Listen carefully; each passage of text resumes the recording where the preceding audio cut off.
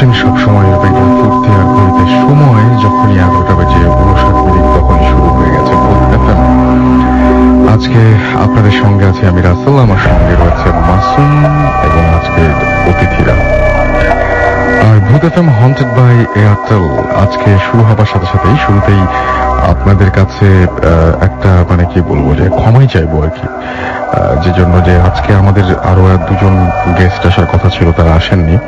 আমি জানি না যে যতখানি লম্বা হবার কথা ছিল আজকের এপিসোডটা ততখানি লম্বা করতে পারবো কিনা, বাট আমরা তারপরেও আপনাদের সাথে আছি এবং আমরা সর্বাত্মক চেষ্টা করব আপনাদের যাতে ভালো লাগে, আপনাদের যাতে মজা লাগে সেই ব্যবস্থা করার।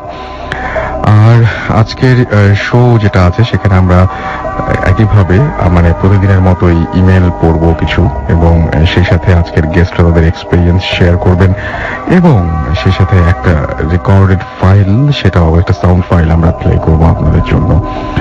আবারও বলছি যে শুনছেন সবসময় রেডিও ফুর্তি, চলছে ভূত এফএম হন্টেড বাই এয়ারটেল। আর যদি এখানে আপনি SMS করতে চান তাহলে আপনার এয়ারটেল নাম্বার থেকে বা অন্য যে কোনো নাম্বার থেকে টাইপ করুন SHOUT শাউট স্পেস আপনার নাম স্পেস আপনার মেসেজ, পাঠিয়ে দিন 9840 নাম্বারে। যেটা বলছিলাম যে দুজন গেস্ট যে কারণে অনুপস্থিত, তারা এই কারণে অনুপস্থিত যে তারা যখন বেরিয়েছিলেন 10টার সময়, আমি বলছি না যেটা কোনো অস্বাভাবিক কোনো ঘটনা, বাট সেই সময় তাদের একটা ছোটখাটো অ্যাক্সিডেন্ট হয়েছে, সেই কারণে তারা আসতে পারেননি বলে জানিয়েছেন।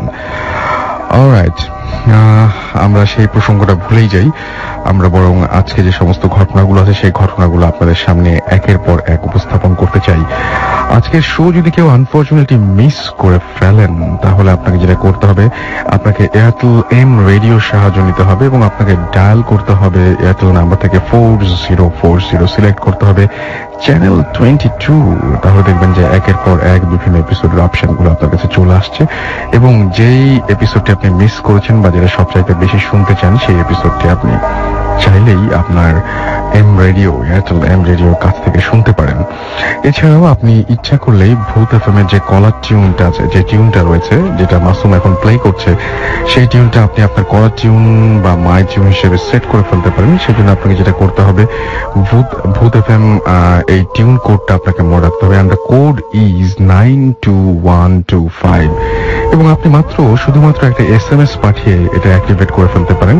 আর সেই জন্য আপনি যেটা করতে হবে, মোবাইলের মেসেজ অপশনে গিয়ে টাইপ করতে হবে সিটি স্পেস দিয়ে 92125, এবং সেটা পাঠিয়ে দিতে হবে 3123 নাম্বারে। খুবই সহজ একটা পদ্ধতি, সুতরাং একেবারেই চিন্তার কিছু নেই।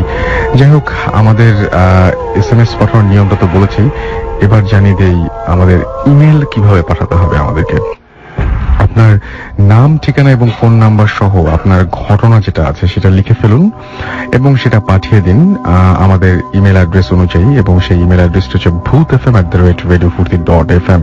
স্পেলিংটি বলে দিচ্ছি, BHOOTFM@radiofurti.fm। এখানে পাঠিয়ে দিতে হবে। লাস্ট যে উইকটা গেল সেই উইকে আমরা প্রচুর ঘটনা পেয়েছি, যদিও যারা আসবেন বলে আশা করেছিলাম সেটা তাদের মধ্যে অনেকেই, মানে আমি মনে করেছিলাম যে অনেকেই হয়তো আসতে চাইবেন, তো ঘটনা পাঠিয়েছেন অনেকেই, কিন্তু আসার দলে অনেক কম ছিলেন। তো আশা করছি যে এবারের উইকে আবার এরকম থাকবে যে হ্যাঁ, বেশি মানুষ আসতে যাচ্ছেন। যাই হোক, অনেকেই আসতে পারেন না নানা কারণে, অনেকে ঢাকার বাইরে থাকেন, অনেকে দূর দূরান্ত থেকে ইমেল করেন, তাদের স্টুডিওতে এসে উপস্থিত থেকে ঘটনা শেয়ার করা সম্ভব হয় না। তাদের ঘটনাগুলো আমরা তখন চেষ্টা করি যে আপনাদের কাছে পড়ে শোনাবার। তেমন একটি ঘটনা পড়তে চাই, মঞ্জুর চৌধুরী আমাদেরকে এই ঘটনাটি পাঠিয়েছেন, তার সেই ঘটনাটি আমরা পড়ে শোনাচ্ছি। লিখছেন মঞ্জুর চৌধুরী, আমাদের বাসায় এক মহিলা পীর ভাড়া থাকতেন। আমরা জানতাম না যে মহিলা জিন সাধনা করতেন। আমরা প্রথমে দেখতাম মহিলার বাসায় প্রচুর মানুষ লাইন দিয়ে দেখা করতে আসতো। ডাক্তারের চেম্বারের বাইরে রোগীর ভিড়ের মতো অবস্থা। আমরা প্রথমে ভেবেছিলাম মহিলা বোধহয় কবিরাজি বা হোমিওপ্যাথি জাতীয় কিছু করে থাকেন হয়তো। পরে আমরা জানতে পারি মহিলা একজন পীর, তিনি জিন সাধনা করে মানুষের সমস্যার সমাধান করে থাকেন। আমরা 3 ভাই বোন এতে দারুণ রোমাঞ্চিত হই। আমাদের বাসার নিচের তলায় জিন এসে মানুষের সমস্যা সমাধান করে দিয়ে যাচ্ছে, দারুণ।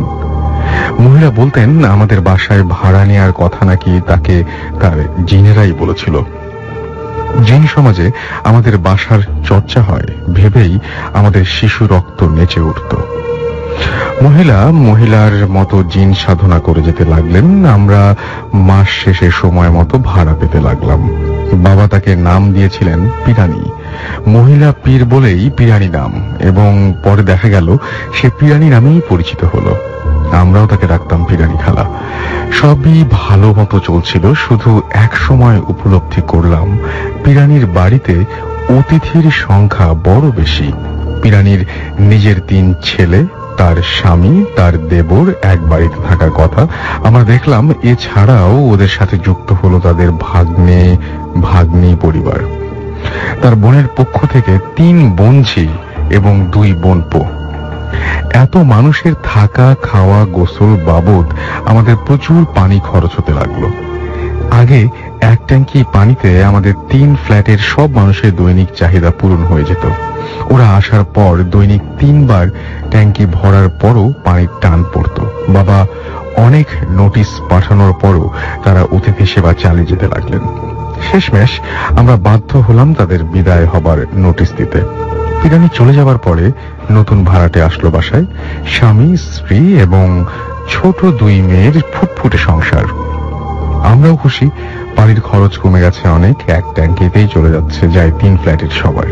মহিলার স্বামী অনেক রাত পর্যন্ত কাজ করে বাসায় ফেরেন। এই সময়টুকু মহিলা তার 2 শিশুকন্যা সহ বাসায় থাকেন। এক রাতে মহিলা 2 মেয়ে সহ টিভি দেখছিলেন। এমন সময় তার স্বামী দরজায় টোকা দিয়ে বললেন, ফাতেমার মা, দরজা খোলো। তিনি অবাক হলেন, তার স্বামী তো এত তাড়াতাড়ি ফেরার কথা না। একই সাথে তিনি অনেক খুশিও হলেন। তিনি দরজা খুলে বাইরে কাউকে না দেখে বেশ অবাকও হলেন। তিনি আরেকটু এগিয়ে গিয়ে আশেপাশে চোখ বুলিয়ে কাউকেই দেখতে পেলেন না, অথচ তিনি তো স্পষ্টই শুনেছিলেন তার স্বামীর ডাক। তিনি এইবার নিজেই তার স্বামীকে ডাকলেন, কিন্তু কেউ কোনো জবাব দিল না। এইবার তিনি ভয় পেলেন, ছুটে এসে দরজা লাগিয়ে 2 মেয়েকে জড়িয়ে ধরলেন, এবং ঠিক তখনই আবারও দরজায় টোকা এবং একই কণ্ঠস্বর, ফাতেমার মা, দরজা খোলো। এখন তিনি আগের মতো দরজা খুললেন না, কিন্তু এবার জানালাতেও টোকা পড়তে শুরু করলো। সে সাথে একই ডাক, একই কণ্ঠস্বর, একই সময় দরজা এবং জানালা থেকে একই স্বর আসছে। ছাদেও ধূপধাপ আওয়াজ হচ্ছে, যেন একদল লোক একসাথে ছাদে দাপিয়ে বেড়াচ্ছে। ফাতেমার মা জোরে জোরে সূরা পড়তে শুরু করলেন। মেয়েরা ভয়ে কাঁপতে লাগলো। দরজায় তখনও ধূপধাপ আওয়াজ এবং একসাথে একই ডাক, ফাতেমার মা, দরজা খোলো, ফাতেমার মা, দরজা খোলো। মহিলা অনেকক্ষণ দরজা খুললেন না। একসময় লক্ষ্য করলেন যে এখন আর দরজায় বা ছাদে আওয়াজ হচ্ছে না, তবে দরজায় সমানে ধাক্কা পড়ছে। তিনি ভয়ে ভয়ে নিজেকে সামলে ধীরে ধীরে দরজা খুললেন। এখন দরজার বাইরে তার স্বামী বিরক্ত করে জিজ্ঞেস করলেন, দরজা খুলতে এতক্ষণ লাগে, কি করছিলে তোমরা? মহিলা স্বামীকে জড়িয়ে কেঁদে ফেললেন। মেয়েরাও বাবাকে জড়িয়ে ধরে কাঁদতে লাগলো। ভদ্রলোক কিছুই বুঝতে পারলেন না, অবাক হলেন। মহিলা ধীরে ধীরে নিজেকে সামলে নিয়ে পুরো ঘটনা খুলে বললেন। স্বামী খুব গভীর মনোযোগ দিয়ে পুরো ঘটনা শুনলেন এবং সকালে আমার মাকে জানালেন। মা পিরানিকে খবর দিলেন। মা জানেন এটা কেন হয়েছে, কারণ পিরানি যখন প্রথম আমাদের বাসায় এসেছিল তখন এলাকার কিছু মাস্তান এসেছিল তাদের কাছে চাঁদা চাইতে। তিনি মাস্তানদের সাথে কোনো রকমের তর্কে যাননি, খারাপ ব্যবহারও করেননি। পরের দিন আমরা দেখলাম সকালে সব কয়টা সন্ধ্যা এসে তার পা ধরে মাফ চাচ্ছে। তারা নাকি সারা রাত ঘুমোতে পারেনি। তাদের বাড়িতে নাকি সারা রাত ধরে জিনেরা উপদ্রব করেছে। থালা, বাসন, ঘরের আসবাবপত্র সব নিজেই মাটিতে আছড়ে পড়ে ভেঙেছে। পিরানিরা যেতে চায়নি, আমরাই নোটিশ দিয়ে তাদের তাড়িয়েছি। পিরানি এসে মার কাছে ক্ষমা চান। তিনি বলেন তিনি জানতেন না যে জিনেরা এসে এই কাজটা করেছে, এটা ওরা নিজে থেকেই করেছে।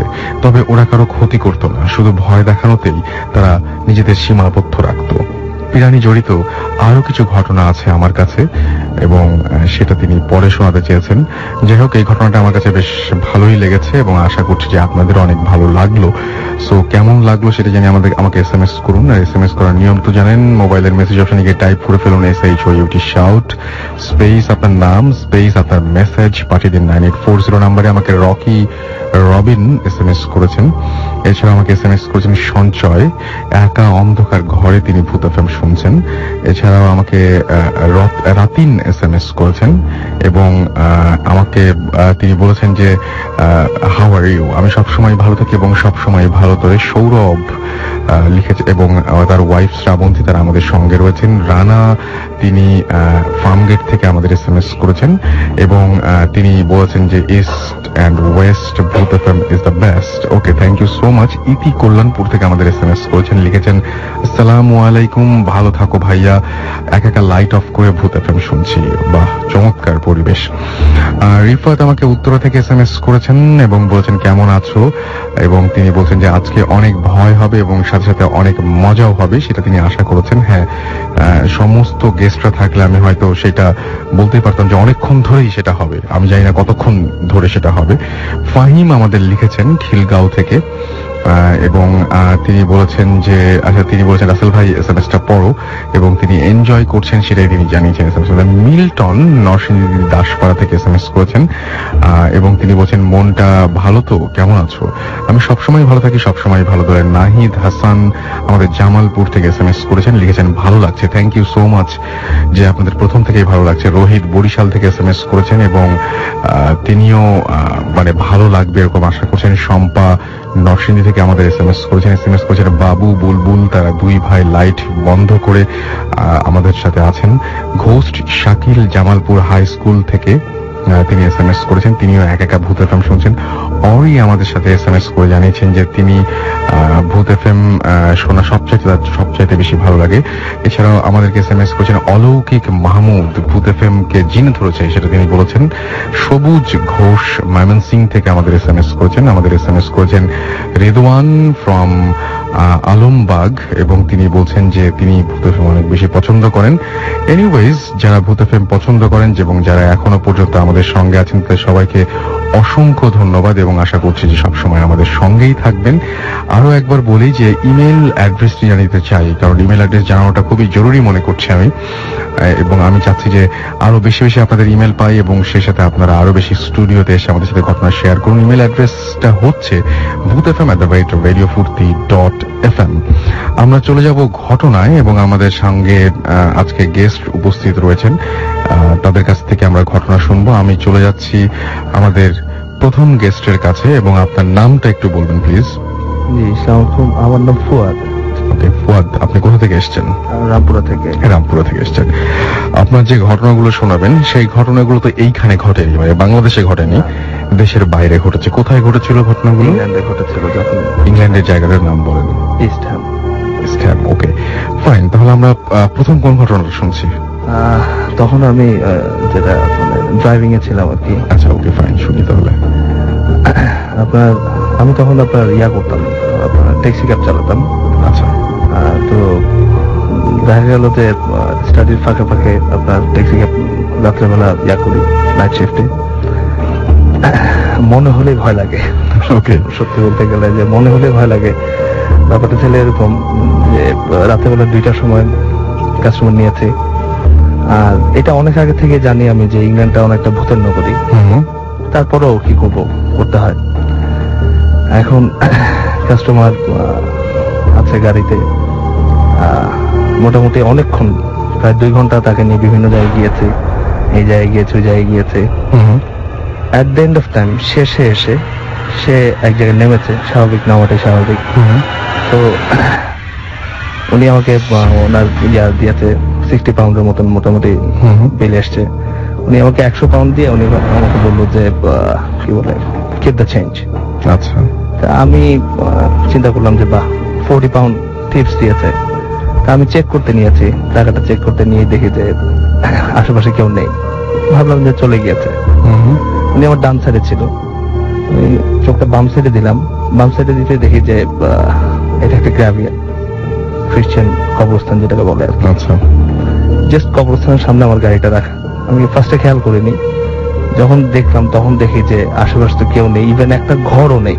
আচ্ছা। একটা বাসাও নেই, জাস্ট আমি কবরস্থানের সামনে। এই যে এখনো ভয় লাগতেছে অনেস্টলি স্পিকিং, যে এটা মনে যখনই হয় তখনই মনে হয় যে সামথিং রং, নিজের চোখে দেখা এটা। এটা অবিশ্বাস্য এবং এটা ভোলার মতো না। আচ্ছা, তাহলে আমরা আরেকটু বড় একটা ঘটনায় যাই।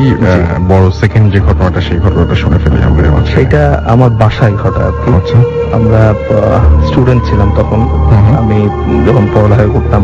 আচ্ছা, তো আপনার আমার বাসায় আমরা আপনাকে একটা কথা বলে রাখি, বাংলাদেশে দেখা যায় যে প্রত্যেকটা বাসায় কাজের লোক থাকে, But দেশের বাইরে কিন্তু কাজের লোক থাকে না, রাইট। নিজের রান্না নিজে করতে হয়। আমরা 7 জন ছিলাম। আমাদের ডেইলি ক্যাজুয়াল ছিল এরকম যে আজকে আমি রান্না করব, কালকে আমার ফ্রেন্ড, এরকম ভাবে 7 জনের আমাদের রান্না ছিল। তা আমরা রাতের বেলা রান্না করতাম। আচ্ছা, এভরি নাইট আমরা রান্না করতাম।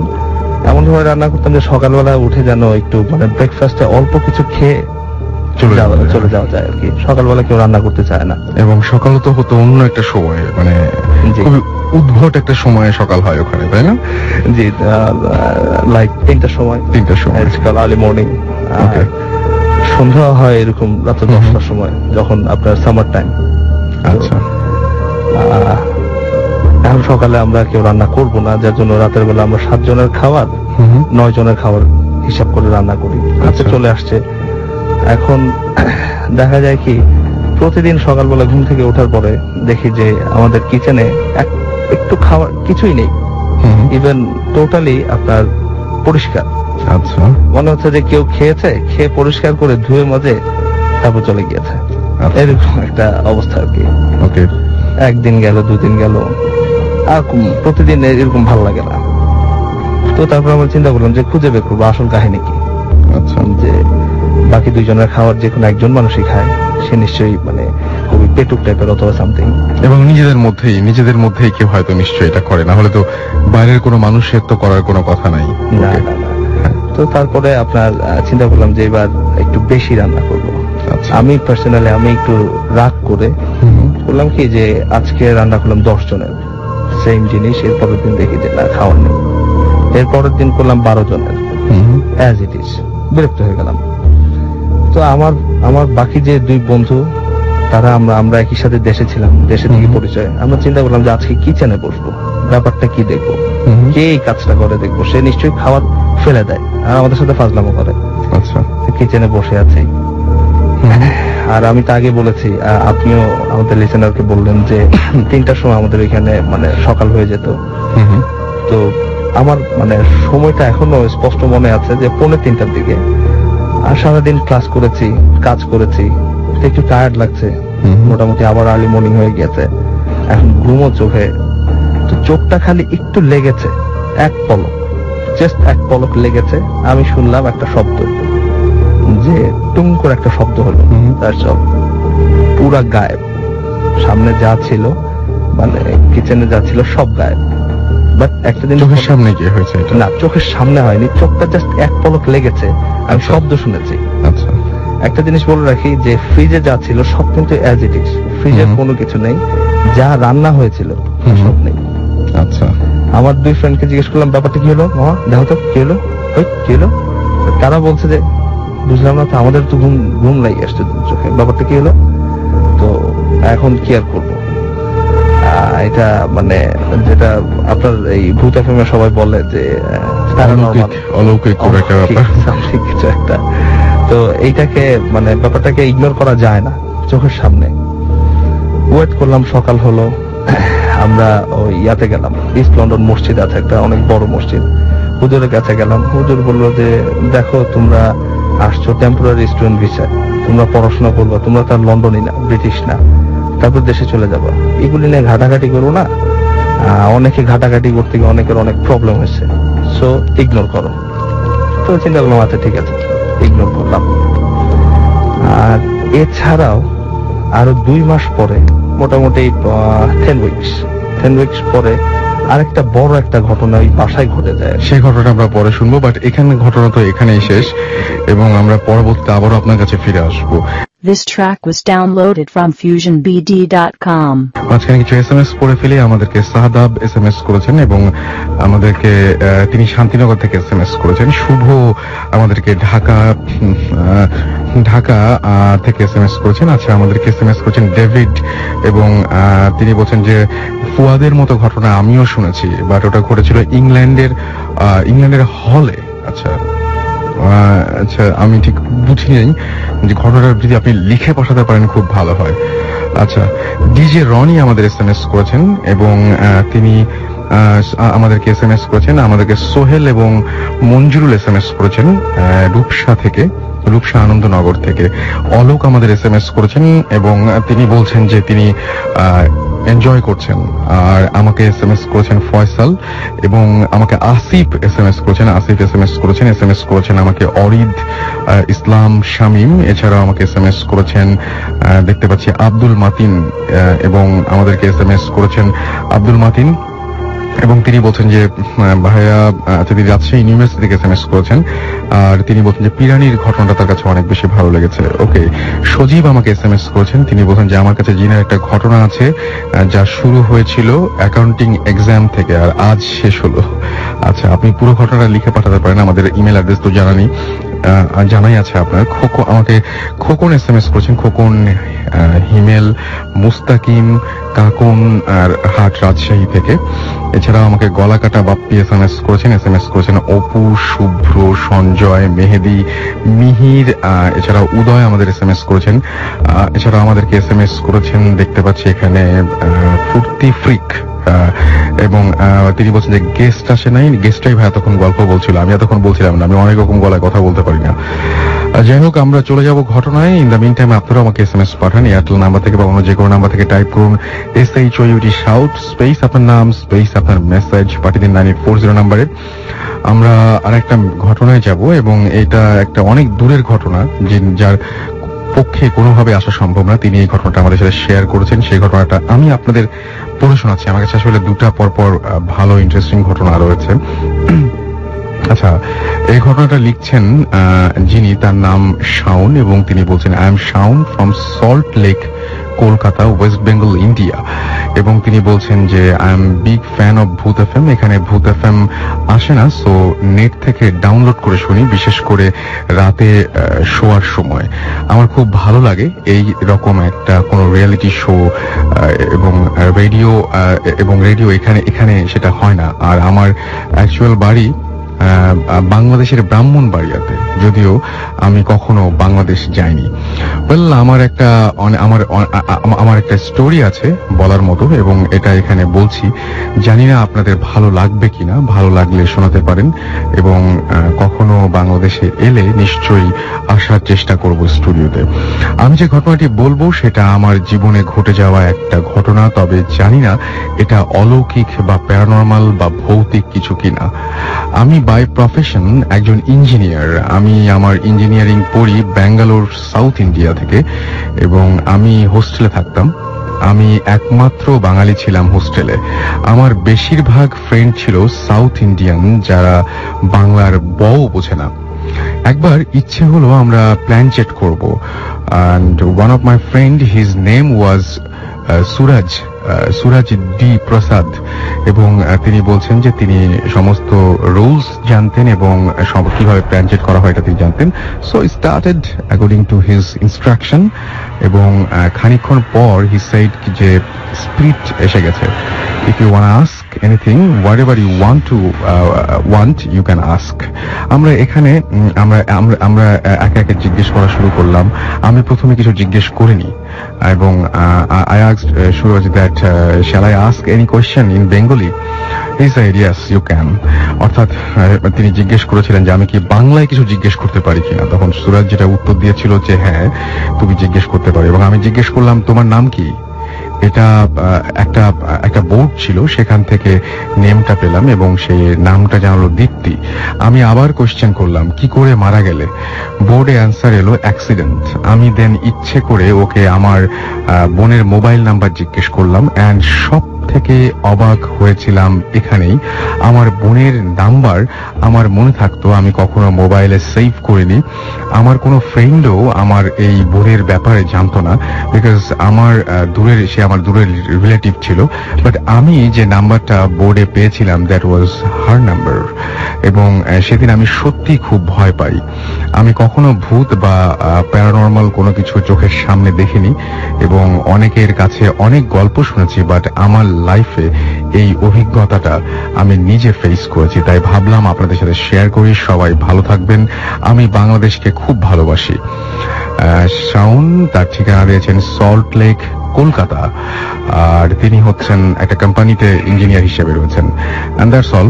বাট আমার কাছে খুব আশ্চর্য লাগলো যাদের হচ্ছে প্যারানর্মাল ব্যাপার স্যাপার নিয়ে অনেক বেশি আগ্রহ রয়েছে এবং যারা এই সমস্ত ব্যাপার নিয়ে ঘাটাঘাটি করেন, অনেক সময় কিন্তু এটা হয়ে যেতে পারে, আপনি কিন্তু সাকসেসফুল হয়ে যেতে পারেন। তখন যদি সেই ধাক্কাটা না সামলাতে পারেন, তাহলে অবশ্যই এই ধরনের কোনো কিছুতে মানে উৎসাহ থাকলেও আপনার ঝাঁপিয়ে পড়ার কোনো কারণ নেই। আচ্ছা, আশা আমাকে SMS করেছেন ফ্রম রংপুর। তিনি বলছেন, প্লিজ ভাইয়া আমার SMS পড়ো। আমি SMS-টা পড়ে ফেললাম। ঋতু আমাকে SMS করেছেন, তিনি বলছেন খুব ভালো লাগছে, মজা পাচ্ছি। আলমগীর ময়মনসিংহ থেকে SMS করেছেন। এছাড়া আমাদের SMS করেছেন পলাশ মোহনগঞ্জ চিটাগং থেকে। এটা তার লাস্ট SMS, কারণ তিনি আজ পর্যন্ত ভূত FM-এ 10টা SMS সেন্ড করেছেন এবং আচ্ছা, এবং এখনো পর্যন্ত তার SMS পড়া হয়নি। অলরাইট, অনেকে আমি দেখেছি অনেকে একদিনে 10টা করে ফেলেন, বাট মানে আমি বলছি না যে এটা আপনাকে করতে হবে, তারপরেও যে করেন এটা আমি অবাক হই যে সবাই যদি আমাকে বলতো এটা আমার লাস্ট SMS আর SMS করবো না, তাহলে সবচেয়ে বেশি বিপদে পড়তাম আমি, যে কারো কোনো খবরই জানতে পারতাম না। এছাড়া আমাকে দেখতে পাচ্ছি যে স্মরণ SMS করেছেন এবং তিনি বলছেন যে এখনো পর্যন্ত তারা জমে নাই শো, সেটা তিনি জানিয়েছেন। আমাকে নিশি SMS করেছেন, নিশি সুইটি তারা SMS করেছেন এবং তিনি বলছেন যে ভালো লাগছে ভাইয়া। আর আমাকে আশরাফুল SMS করেছেন, তিনি হচ্ছে কেমিস্ট্রিতে পড়েন, লতিফল থেকে SMS করেছেন। মাসুদ এন্ড রুনু আমাদের SMS করেছেন। আমাদেরকে ধিহান খিলগাঁও থেকে SMS করেছেন। ইঞ্জিনিয়ার জিকু পল্লবী থেকে আমাদের SMS করেছেন। তিনি এবং তার ছোট ভাই জিশান একসাথে শুনছেন আমাদেরকে। যাই হোক, আমরা পরবর্তী ঘটনায় যাব এবং আমাদের সঙ্গে রয়েছেন আমাদের পরবর্তী গেস্ট, তার কাছে ঘটনা শুনবো। আপনার নামটা একটু বলবেন প্লিজ। হ্যালো লিসেনার্স, আমি Victor Gomes from Farmgate Northern BBA পড়তেছি। ওকে, আপনার যে ঘটনাগুলো সেই ঘটনাগুলো কোথায় ঘটেছে? এটা ঘটেছে ভাইয়া এয়ারপোর্ট রোডে। ওকে, MES বাস স্ট্যান্ডের সামনে। আচ্ছা, এয়ারপোর্ট রোডে তো আমরা অনেক ফেমাস বিভিন্ন ঘটনা ঘটার জন্য, তো আপনার সাথে কি ঘটেছিল সেটা আগে শুনি। আচ্ছা ঠিক আছে, এটা হচ্ছে 2007 অক্টোবর মাস। তো আমার একটা নাচের প্রোগ্রাম থাকে কোনো একটা জায়গায়, নাম বলি। তো আপনি একটা কোরিওগ্রাফার, রাইট? আমি একটা ডান্স কোরিওগ্রাফার, তো ডান্স পারফর্মও করি। তো সেদিন ডান্স পারফর্ম করতে করতে অনেক রাত হয়ে গেছিল। তো আমাকে গাড়িতে করে নিয়ে আসার জন্য ছিল, মানে কোন একটা অনুষ্ঠান শেষে আপনাকে গাড়িতে করে বাড়ি পৌঁছে দেওয়া হচ্ছিল। তো আমি আসতেছিলাম, তো আমি যেহেতু বাসা ফার্ম গেট, আমার সাথে কেউ ছিল না, তো আমি আর ড্রাইভার ছিলাম। তো গাড়িতে করে আসার সময় তো আমার ঘুম আসে যায়। তো একটু চলে যাওয়ার পরে তো গাড়িটা স্লো হয়ে যায়। তো ড্রাইভার আমাকে একটু জায়গায় বলতেছে যে ভাইয়া দেখেন সামনে এটা কি। তো আমি এমনি গ্লাস পরি, মানে চশমা পরি, দূরের জিনিস ঝাপসা দেখি। তো এমনি ঘুম চোখ দিয়ে দূরে জিনিস দেখতেছি যে 10 থেকে 12 বছর বয়সী একটা মেয়ে, সে রাস্তার এই পাশ থেকে ও পাশে দৌড়াচ্ছে, দৌড়াচ্ছে। তো আমি তো দেখে অবাক হয়ে যাই এবং ড্রাইভারকে বলি যে মেয়েটা কি মাথা খারাপ নাকি, ও রাস্তায় এরকম দৌড়াচ্ছে, এটা কি পসিবল নাকি? তো এখন আমরা দুজন মিলে দেখতেছি, কিন্তু কেউ কিছু বলার ভাষা পাচ্ছি না যে কি বলবো আসলে। তো দেন কিছুক্ষণ পরে দেখলাম যে মেয়েটা ডিভাইডার ক্রস করে রাস্তার ওই পাশে চলে যাচ্ছে, আবার একই গতিতে ফিরে আসতেছে। আচ্ছা, তখন আমি একটু ভয় পাই যে সাধারণ মানুষের পক্ষে কি সম্ভব ওই ডিভাইডারটা ক্রস করা এত ফ্লুয়েন্টলি? অবশ্যই সম্ভব না। দেন আমরা খুব ভয় পেয়ে যাই এবং মেয়েটার দৌড়াদৌড়ি দেখে খুব ভয় পেয়ে যাই আমরা। তো দেন আমি ড্রাইভারকে বলি যে ভাইয়া আপনি যা সূরা পারেন আপনি বলেন, আর আমি যে প্রার্থনা পারি আমি বলি। এখন ওই সময়টায় রাসেল ভাই আমার কোনো প্রার্থনা মনে আসতেছিল না যে আমি কি বলবো। স্বাভাবিক, সামনে এরকম একটা ওই সময়- মানে আপনি এটা বলছেন যেটা রাস্তার এই পাশ থেকে ও পাশে, দ্যাট মিন্স একটা উঁচু ডিভাইডার আছে, হ্যাঁ, বাট divider থাকে। সেই ডিভাইডারটাকে অতিক্রম করে একটা বাচ্চা মেয়ে সে এই পাশ থেকে ও পাশে হ্যাঁ, যাচ্ছে। ওই তো একই লেভেলে এবং সব টুইনলি ভাসতেছে মনে হচ্ছে। আচ্ছা, মানে মানে উড়ে উড়ে গেলে যেরকম হয়, কোনো বাধা বিঘ্ন না পেরিয়ে যেমন চলে যায় এক পাশে এক পাশে, ওরকম ভাবে যাচ্ছে। আচ্ছা, এবং মেয়েটা দেখলাম স্মোকি টাইপের, অ্যাশ কালারের ফ্রক ছিল মনে আছে, আর চুলগুলা ছাড়া ছিল, আচ্ছা, আর খুব মানে বিদঘুটে টাইপের একটা চেহারা আর কি। আচ্ছা, তো দেন ওই প্রার্থনা করার পরে এখন ওই ড্রাইভার ভাইও সুরা টুরা পড়লো, পরে আমাকে ফুটো দিল, নিজের গায়েও দিল। হুম। তো সে আবার আমাকে বললো যে ভাই ভয় পান না, আমাদের গাড়িতে সুরা লেখা আছে, তো কোনো কিছু আমাদের কাজ করতে পারবে না। তো আমরা এরকম চোখ বন্ধ করে বসেছিলাম প্রায় 5-6 মিনিট, আল্লাহর নাম স্মরণ করতেছি বা গডের নাম স্মরণ করতেছি আমরা দুজনে মিলে। হুম, তো একটু পরে চোখ খুলে দেখি নাই, জিনিসটা রোডে নাই, ওইটা আচ্ছা। গায়েব হয়ে গেছে। দেন আমি বললাম যে ভাই আমাকে তাহলে নিয়ে চলেন, আমার পরীক্ষা আছে, আমার যেতে হবে বাসায়। তো ড্রাইভার পরে আমাকে বাসায় পৌঁছে দিতে বললো যে আসলে আমি এতদিন শুনছি এই ঘটনাটা কথা, কিন্তু কখনো দেখি নাই, বাট আজকে দেখলাম। যে আমি ওকে জিজ্ঞাসা করলাম যে আসলে কি শুনছেন, আমি তো কখনো এরকম এক্সপিরিয়েন্স আমার হয় নাই, তো কি শুনছেন বলেন আমাকে। হুম, তো ড্রাইভারটা বললো যে আজ থেকে প্রায় মানে ওই সময়টা থেকে 2007 থেকে প্রায় 8 থেকে 9 বছর আগে হুম। ওই মেয়েটা বলা হয় যে রাস্তায় গাড়ি চাপা খেয়ে মারা গেছে। তো মারা যাওয়ার পরে তার দাফন কাফন নাকি সেরকম ভাবে করা হয়নি। আচ্ছা, তো এই জন্য নাকি তার অতৃপ্ত আত্মাটা সবসময় ওই রোডে দেখা যায়, এবং অনেক অ্যাক্সিডেন্টও হয় ওই মেয়েটাকে দেখার পরে, বা মেয়েটাকে বাঁচানোর জন্য সবাই মনে করে মেয়েটা মানুষ। হ্যাঁ, আচ্ছা, মানে ওকে বাঁচানোর জন্য অনেক ওকে বাঁচাতে গিয়ে নিজের অ্যাক্সিডেন্টের accident সম্মুখীন হয়। অনেক অ্যাক্সিডেন্ট হয়ে যায়। আচ্ছা, ওকে। এই হচ্ছে ব্যাপার। তো এই ছিল কাহিনী, এবং আপনার এই কাহিনীটা উত্তরায় খুব কাছাকাছি, বনানী থেকে এয়ারপোর্টের মাঝামাঝি কোনো এক জায়গায় এই ঘটনাটা ঘটেছিল, রাইট? MSS বাস স্ট্যান্ডের সামনে। ওকে, ওকে। সো যারা এই রাস্তায় গাড়ি চালাচ্ছেন তারা সাবধানে চালাবেন। আর এই ঘটনাটা তো আসলে আমরা এরকম এয়ারপোর্ট রোড নিয়ে আমি নিজেও আমার ফ্রেন্ডের কাছেও শুনেছি, তার কাছেও এরকম ঘটনা ঘটেছে। এখানে অনেকে এসেছেন, তারা ওই রাস্তাটা সম্পর্কে অনেক কিছু বলেছেন। এবং আমি যে কয়দিন উত্তরায় গিয়েছি, আমি খুব বেশি যাই না এবং খুব ঘন ঘন যাওয়া হয় না, বাট যে কয়দিন গিয়েছি এটা আমার সামনেই পড়েছে কিনা আমি জানি না।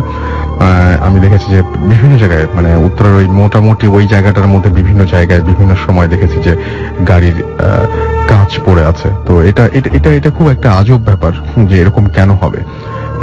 বাট অনেকেই বলেন, অনেকে আমি এই এই এই ঘটনাটায় যে উনি যেমন বললেন যে একজন পিচ্চি মেয়ে দেখেছেন, অনেকে বলেন যে কোন একজন বৃদ্ধ মহিলাকে দেখেছেন, এরকম নানান রকমের নানান কিছু ওই রাস্তায় দেখা যায় বলে আমি শুনেছি। যাই হোক, আমার কাছে বেশ কিছু SMS রয়েছে আরো। মেহের আফরোজ ইশিকা তিনি লিখেছেন, আমি আর আমার আম্মু অনেক মজা করে শুনছি, ভালো লাগছে, thank you so much. Akib Manikganj থেকে আমাদের SMS করেছেন। মনিকা আমাদের SMS করেছেন। মনিকা SMS করে বলেছেন যে ভাইয়া আমার SMS পড়লেন না। এছাড়া আমাদের মেহের আফরোজ ইশিকা আছে, তার SMSটা একটু আগে পড়েছি। মিথু শিকদার আমাদের SMS করেছেন মুন্সিগঞ্জ থেকে, এবং মারজান অ্যান্ড মিম আমাদের SMS করেছেন। তারা দুজন মিলে একসাথে ভূত FM শুনছেন এবং আমাদের SMS পড়তে বলেছেন। এছাড়া আমি দেখতে পাচ্ছি যে রাজন উত্তরা থেকে আমাদের SMS করেছেন। নয়ন মিরপুর 2 থেকে SMS করেছেন এবং তিনি ভূত FM শুনছেন, সাথে শিমুলও শুনছে সেটা জানিয়েছেন। আর আমাকে রুশিল অ্যান্ড বর্ণ SMS করেছেন বিনোদপুর রাজশাহী থেকে। সাইফুল ধানমন্ডি থেকে SMS করেছেন। মাসুদ পারভেজ তিনি চিটাগং থেকে SMS করেছেন এবং তিনি বলছেন যে ভূত FM এর ঘটনাগুলো তার ভালো লাগছে। রিয়াজ রাজশাহী থেকে SMS করে বলছেন রাসেল ভাই খুব ভয় লাগছে। এছাড়া আমাদের দেখতে পাচ্ছি সজল, আগে নামটা লিখবেন অনেকে, হাই রাসেল ভাই আমি লিটন মিরপুর থেকে, এত কিছু দরকার নাই, লিটন তারপরে মিরপুর। আচ্ছা, যাই হোক, দুজন মামা ভাগ্নে দুজন মিলে ছাদের উপরে বসে শুনছেন। সজল তিনি আমাদের সাথে রয়েছেন। আসিফ চাঁপাইনবাবগঞ্জ থেকে লিখেছেন এবং আমাদেরকে এছাড়াও বর্ষা লিখছেন, SMS করেছেন। আচ্ছা, আমাকে আসিফ চাঁপাইনবাবগঞ্জ থেকে বলছেন লাস্ট উইকে আমি বলেছিলাম যে একটা ঘটনা বলবো, সেই ঘটনাটা বলার জন্য বলেছেন। আমি ভুলেই গেছিলাম যে ঘটনাটা ঘটেছে, বাট এবং খুবই অদ্ভুত ব্যাপার যে আমার সাথে আমি যখন প্রথম ভূত FM শুরু করি সেটা ছিল 2010, তখন কিছু ঘটনার সম্মুখীন আমি হতাম। বাট ভূত এফএম করার ফলেই হয়তো আমার ভয় কেটে গেছে নাকি, মানে যেহেতু ওনাদের নিয়ে প্রোগ্রাম করি সেহেতু হয়তো ওনারা আমাকে ডিস্টার্ব করে না, নিজেদের লোক মনে করেন, এরকমও হতে পারে। বাট আমার এই লাস্ট যে বছরটা গেল 2011 এবং 2012 এ পর্যন্ত আমার কোনো ধরনের কোনো ঝামেলা হয়নি।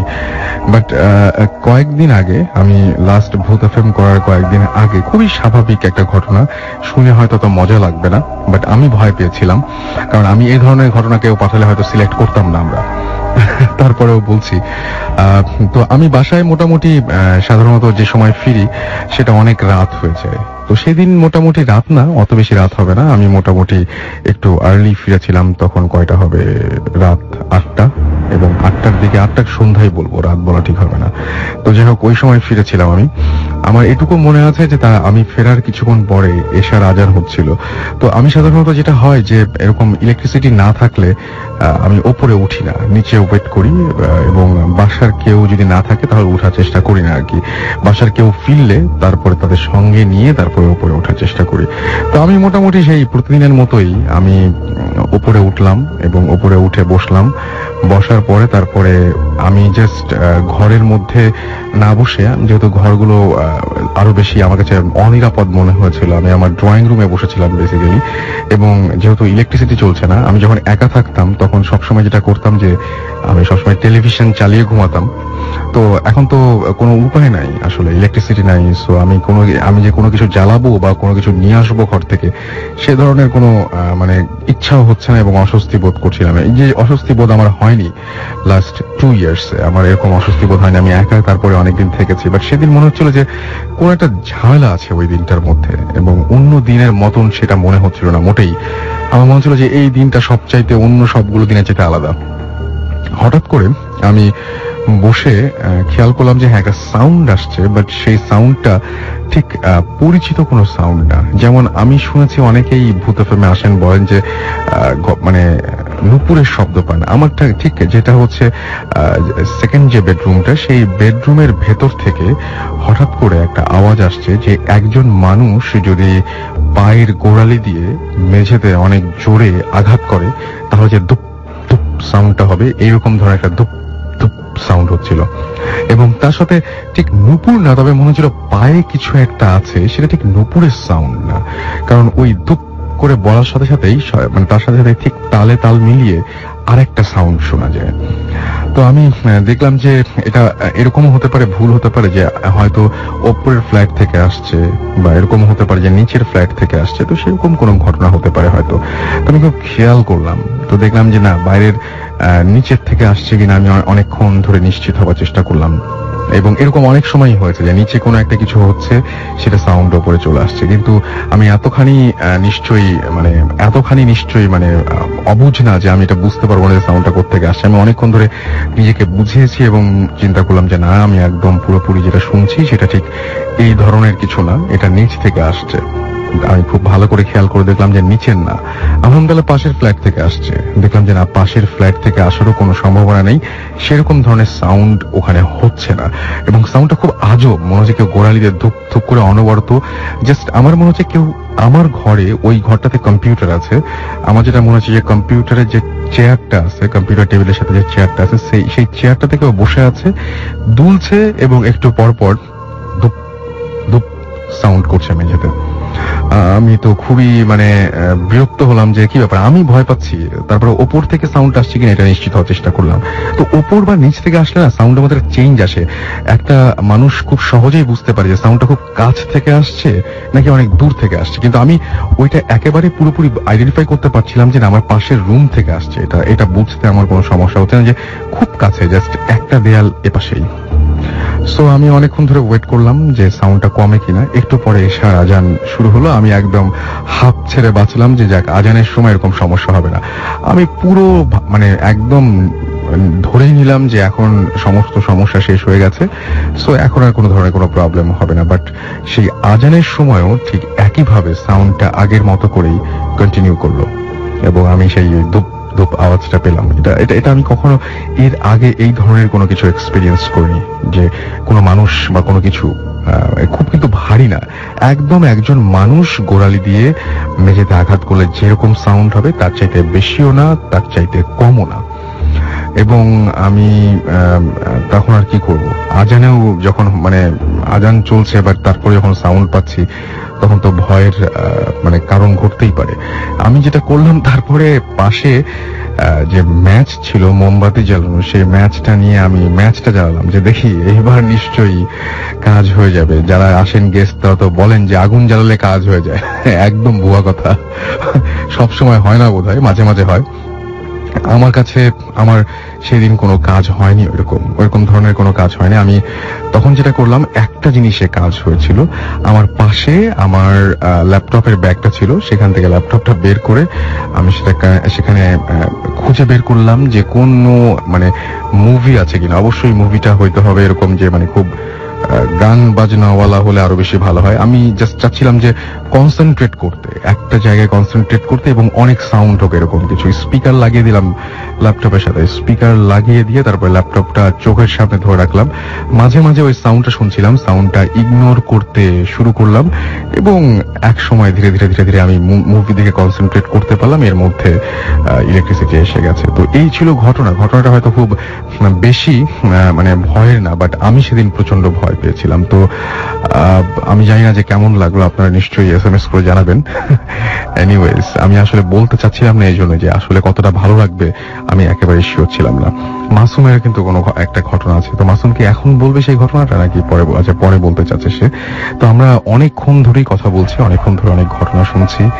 আমরা ছোট্ট একটা ব্রেক নিয়ে আসি এবং ব্রেকের পরে আবারও ফিরে আসছি। স্টেট ইন রেডিও ফুর্তি। আর SMS পাঠানোর নিয়মটি আরেকবার যাওয়ার আগে বলে যাই, আপনার এয়ারটেল নাম্বার থেকে বা অন্য যে কোনো নাম্বার থেকে টাইপ করুন SHOUT শাউট স্পেস আপনার নাম স্পেস আপনার মেসেজ, পাঠিয়ে দিন 9840 নাম্বারে। ফিরে আসছি একটু পরে, কোথাও যাবেন না। আর আমার ঘটনা যাদের ভালো লাগে নাই তাদেরকে একটা কথা বলি, যে নিজের ঘরের মধ্যে হঠাৎ করে ঘুম থেকে উঠে যদি দেখেন যে চেয়ারে কেউ বসে আছে আর পায়ের সাথে মানে জাস্ট মেঝেতে গোড়ালিতে ধূপ ধূপ ধূপ ধূপ করে সাউন্ড করছে, তাহলে বুঝবেন যে কেমন লাগে। আমার তো গোড়াটা সব শুকিয়ে গিয়েছিল। যাই হোক, ফিরে আসছে একটু পরেই একটা ছোট্ট বিজ্ঞাপন বিরতির পরে। কোথাও যাবেন না, আমাদের সাথেই থাকুন। Haunted by Airtel.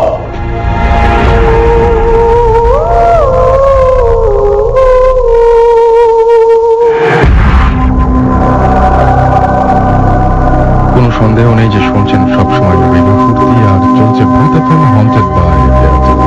আমাকে SMS পাঠাতে হলে আপনার এয়ারটেল নাম্বার থেকে বা অন্য যে কোনো নাম্বার থেকে আমাকে টাইপ করুন SHOUT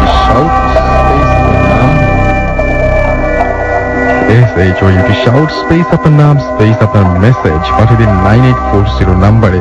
এরপরে আমি কিছু SMS করে ফেলতে চাই। তন্ময় উত্তরা থেকে SMS করেছেন এবং তিনি লিখেছেন যে আমরা 4 ফ্রেন্ড একসাথে লাইট অফ করে স্পিকার দিয়ে শুনছি, এনজয় করছি। এবং তিনি বলছেন যে এয়ারপোর্টে হাজি ক্যাম্পে তারা থাকেন এবং তারা সেখান থেকে আমাদের SMS করেছেন। চিটাগং থেকে আমাদের SMS করেছেন রিকু এবং তিনি বলছেন যে ব্রাদার, আমার অনেক ভালো লাগছে ভূত FM শোনা এবং অনেক এনজয় করছি। অনিতা আমাদের SMS করেছেন ভাইয়া ছাদে একা বসে শুনছি, ভালো লাগছে। আসিফ ঢাকা থেকে লিখেছেন যে ইলেকট্রিসিটি ছাড়া লাউড স্পিকারে লাইন কিভাবে দেয়া যায়। মহান আসিফ, আমি আপনাকে বলি যে লাইন দেয়া যায়। আপনি তারপরে তো আমার কথা মানে আপনি তো একেবারে আমার যেটা মনে হচ্ছে ভুল ধরার জন্য বসে আছেন। আপনি একটা কাজ করুন, করে একটা কম্পিউটার মার্কেটে চলে যান এবং সেখানে গিয়ে বলুন যে ল্যাপটপে কারেন্ট না থাকলেও কিভাবে স্পিকার কানেক্ট করা যায়। আপনার যদি কোনো সন্দেহ থাকে আপনাকে সেখানে আপনি পেয়ে যাবেন, মার্কেটে সেই খোঁজ খবর পেয়ে যাবেন। এবং আমার কাছ থেকে পাওয়ার চাইতে আপনার মার্কেট থেকে পাওয়া ভালো হবে সেটা।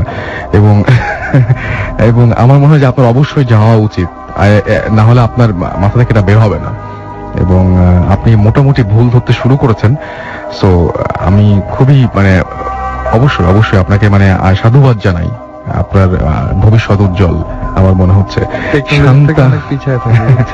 হ্যাঁ, যে মাসুম বলছে যে টেকনোলজি থেকে আপনি অনেক পিছিয়ে আছেন।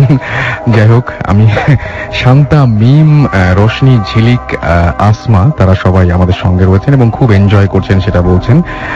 এবং তিনি বলছেন যে ঘটনাটা আজব। কোন ঘটনাটা ভাই? আচ্ছা, আমাকে লিখেছেন ফারজানা, লিখেছেন যে লালমাটিয়া মহিলা কলেজ হোস্টেল থেকে, এবং তিনি বলছেন প্লিজ ভাইয়া এসএমএসটা পড়ো, এটা আমার লাস্ট এসএমএস। আচ্ছা, আপনার লাস্ট এসএমএসটা পড়ে ফেললাম। হ্যারি লিখেছেন ভাইয়া এটা আমার ফার্স্ট এসএমএস, রাজশাহী এসএমএস কি পড়েন না? রাজশাহী এসএমএস তো পড়ি, আরো বিশ্বাসতার জন্য, আরো বিশ্বাসী, মানে আরো বেশি মানে সঠিক উত্তর পাওয়ার জন্য আপনি রাজশাহীবাসীকে জিজ্ঞেস করে ফেলতে পারেন। উপল শান্তিনগর থেকে লিখেছেন ভাইয়া আমি 2 বছর আগে ছাদ থেকে একবার পড়ে গিয়েছিলাম। আচ্ছা, এবং যে জায়গায় পড়েছিলাম ঠিক সেই জায়গায় বসে এখন ভূত এফএম শুনছি, কি চমৎকার। আচ্ছা, মুন্না এবং রীতা তারা লিখেছেন যে আচ্ছা, তারা লিখেছেন মাতুয়াল নাকি এটা মাতুয়াইল হবে বোধহয়, মাতুয়াইল থেকে লিখেছেন যে রাসেল ভাইয়া হোয়াটসঅ্যাপ, আমি এবং আমার বউ একসাথে ভূত এফএম শুনছি এবং তারা ভূত এফএম অনেক পছন্দ করেন সেটা জানিয়েছেন, এবং তিনি বলছেন যে আমার ঘটনা তার ভালো লেগেছে। থ্যাংক ইউ সো মাচ, প্রশংসা পেয়েছি আমি। কি আশ্চর্য, রিকি গোমেজ আমাকে এসএমএস করেছেন যে ভাই আমি এয়ারপোর্ট রোডে থাকি, এখানে জব করি, আমি অনেক দিনই দেখেছি এই রোডে এক জায়গায় অনেক গাড়ির প্রবলেম হয়। ওকে, আমাকে রুম্পা রুবেল রাজশাহী থেকে এসএমএস করেছেন এবং তিনি বলছেন এখন অনেক রাত মেঘ ঢেকে আছে এবং ইলেকট্রিসিটি নাই, আমরা ছাদে এবং তিনি বলছেন যে এখন ভূত এফএমের সাথে রয়েছেন, সেটা মনে হয় বোঝাতে চেয়েছেন, পরের কথাগুলো বুঝি নাই। লুবনা বাসাবো থেকে আমাকে লিখেছেন যে ভাইয়া তোমার ঘটনা শুনে অনেক ভয় পেয়েছি। আরে আমি তো প্রশংসা পেতে শুরু করেছি। Okay fine. বৃষ্টি আমাকে লিখেছেন ঢাকা থেকে যে ভাইয়া আমি আমার ছোট বোনের সাথে ভূত এফএম শুনছি, খুবই ভয় লাগছে। আচ্ছা, আমাকে এছাড়াও ফ্র্যাঙ্কেস্টাইন এসএমএস করেছেন শেরে বাংলা মেডিকেল কলেজ বরিশাল থেকে যে আমি মানুষের হাড্ডি নিয়ে শুয়ে আছি আর ভূত এফএম শুনছি, আর বাকি থাকলো না কিছু। শশী ময়মনসিং থেকে লিখেছেন ভাইয়া আল্লাহর কাছে অনেক শুকরিয়া যে আপনার কিছু হয়নি। আসলে ব্যাপারটা হচ্ছে কিছু একটা যে হয়েছে জন্য বলতে পারলাম, কিছুটা অ্যাটলিস্ট বলার মতো, আমি চাই না যে এরকম ঘটনা ঘটুক, তবে অনেকের সাথে ঘটুক কিন্তু ক্ষতি না হোক সেটা চাই, তাহলে অনেক ঘটনা আমি পাবো আর কি। একদম স্বার্থপরের মতো কথা বলছি। তামান্না গুলশান থেকে লিখেছেন আমি হসপিটালে মাদার ইন ল এর ডিউটি দিচ্ছি আর ভূত এফএম শুনছি আর ভয় পাচ্ছি, দোয়া করি যে আপনার মাদার ইন ল অনেক দ্রুত সুস্থ হয়ে ওঠেন এবং আপনি ভূত এফএম এর সঙ্গে আছেন। এই অবস্থার মধ্যেও জেনে ভালো লাগলো যে অ্যাটলিস্ট ভূত এফএম আপনার সঙ্গে রয়েছে। আমাকে ডিএম রবিন আমাকে এসএমএস করেছেন, ইয়াসিন এসএমএস করেছেন, আরো অনেকে এসএমএস করেছেন। তবে এই ফাঁকে এসএমএস পড়ার ফাঁকে আমি একটা ঘটনা পড়ে শোনাতে চাই আপনাদেরকে, এবং এই ঘটনাটাও বেশ অন্যরকম। লিখছেন আমার নাম মোস্তফা, মিরপুর 14 নম্বরে থাকি। আমি বেশ কয়েকটি ঘটনা জানি। ইতিপূর্বে আমি একটি ঘটনা ভুল ক্রমে ভৌতিষ্ঠের কাছে পাঠিয়ে দেই। আমি 2 তারিখ বাংলাদেশ ছেড়ে ইউএন মিশনে যাচ্ছি বলে। আচ্ছা, তিনি হচ্ছে এই জন্য আমাদের এখানে আসতে পারবেন না। আচ্ছা, ঘটনায় আসা যাক। ঘটনাটি আমার হাউস টিউটরের কাছে শোনা।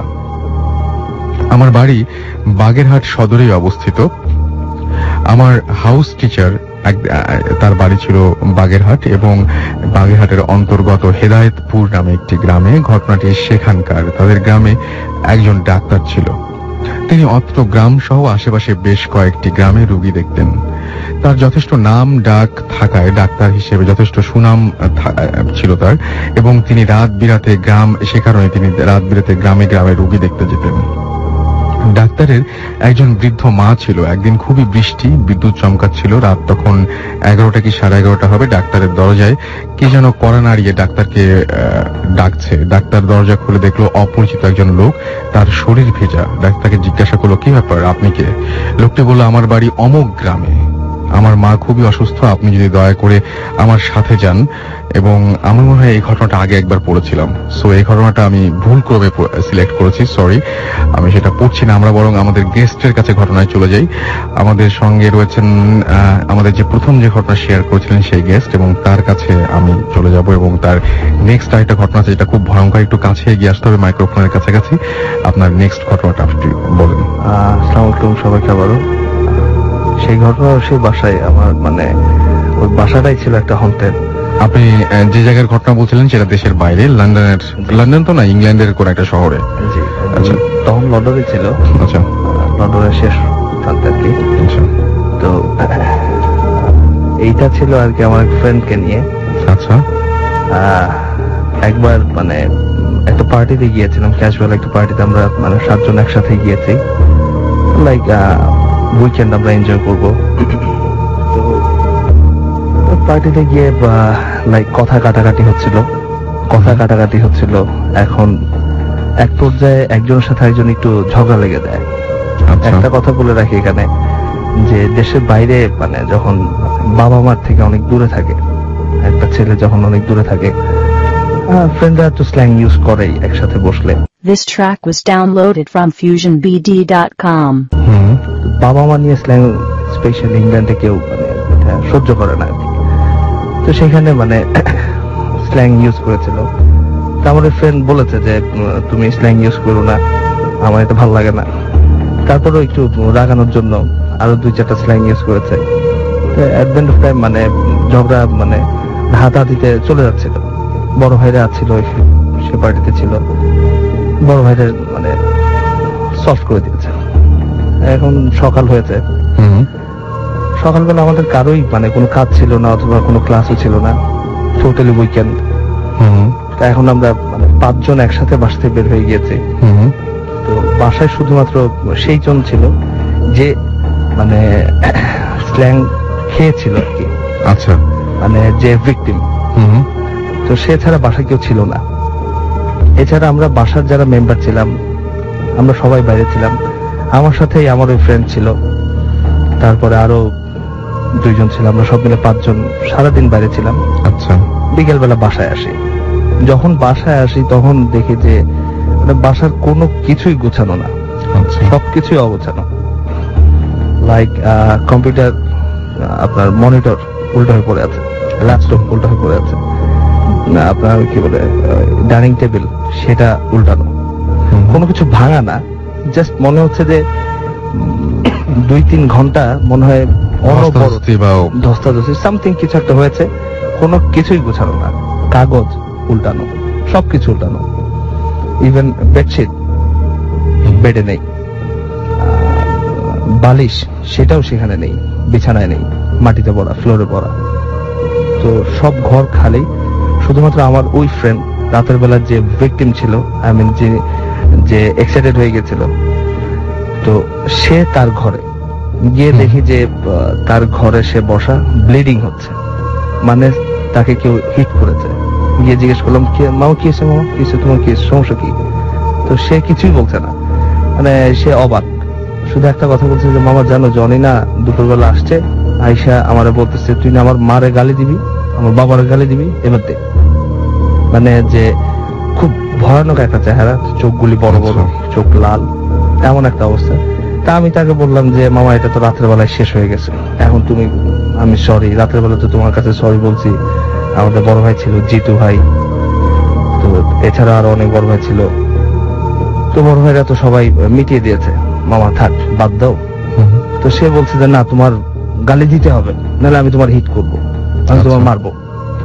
তুমি বলতেছে দেখ বাদ দে বাদ দে, বলতে বলতে শুধু একটা চড় মেরেছে তাকে। আচ্ছা।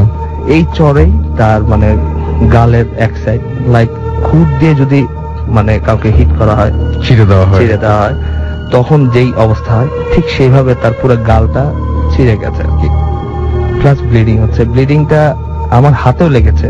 আমি যখন তাকে চেক করতে গিয়েছি যে আসলে কি অবস্থা, তার বিছানায় ছিল, তার বালিশে ছিল, ইভেন তার আপনার টি শার্ট, তার জার্সির কোনো জায়গা বাদ ছিল না আর কি, মোটামুটি একটা অংশ পুরো ব্লিডিং।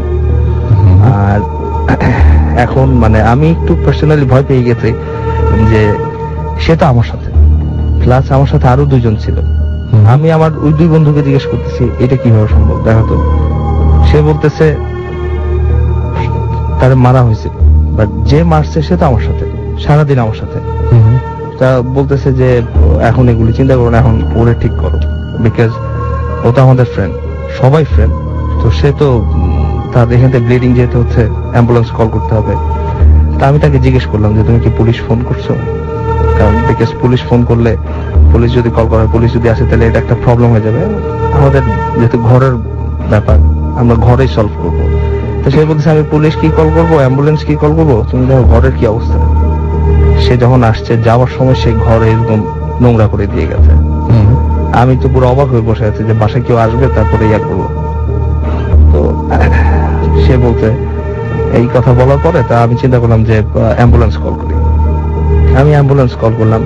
ইংল্যান্ডে আবার একটা প্লাস পয়েন্ট যে উইদিন 2 মিনিটস, মানে নট মোর দেন 2 মিনিটস আপনার ambulance, police and fire brigade, triple লাইনে যখন আপনি কল করবেন 2 মিনিটের মাঝেই সব চলে আসবে।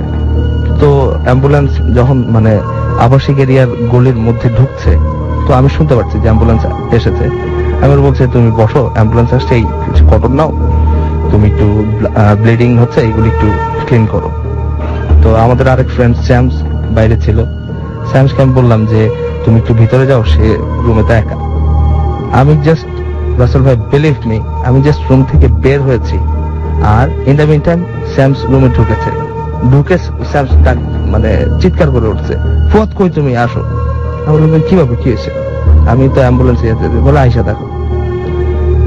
ঘরের মধ্যে ঢুকলাম, এই যে মানে এইটাও চিন্তা করলে আমার ভয় লাগে। ঘরের মধ্যে ঢুকার পরে দেখি যে আমার যে ফ্রেন্ড মানে যার ব্লিডিং হচ্ছিল সে অজ্ঞান হয়ে আছে, তার ঘর পরিষ্কার।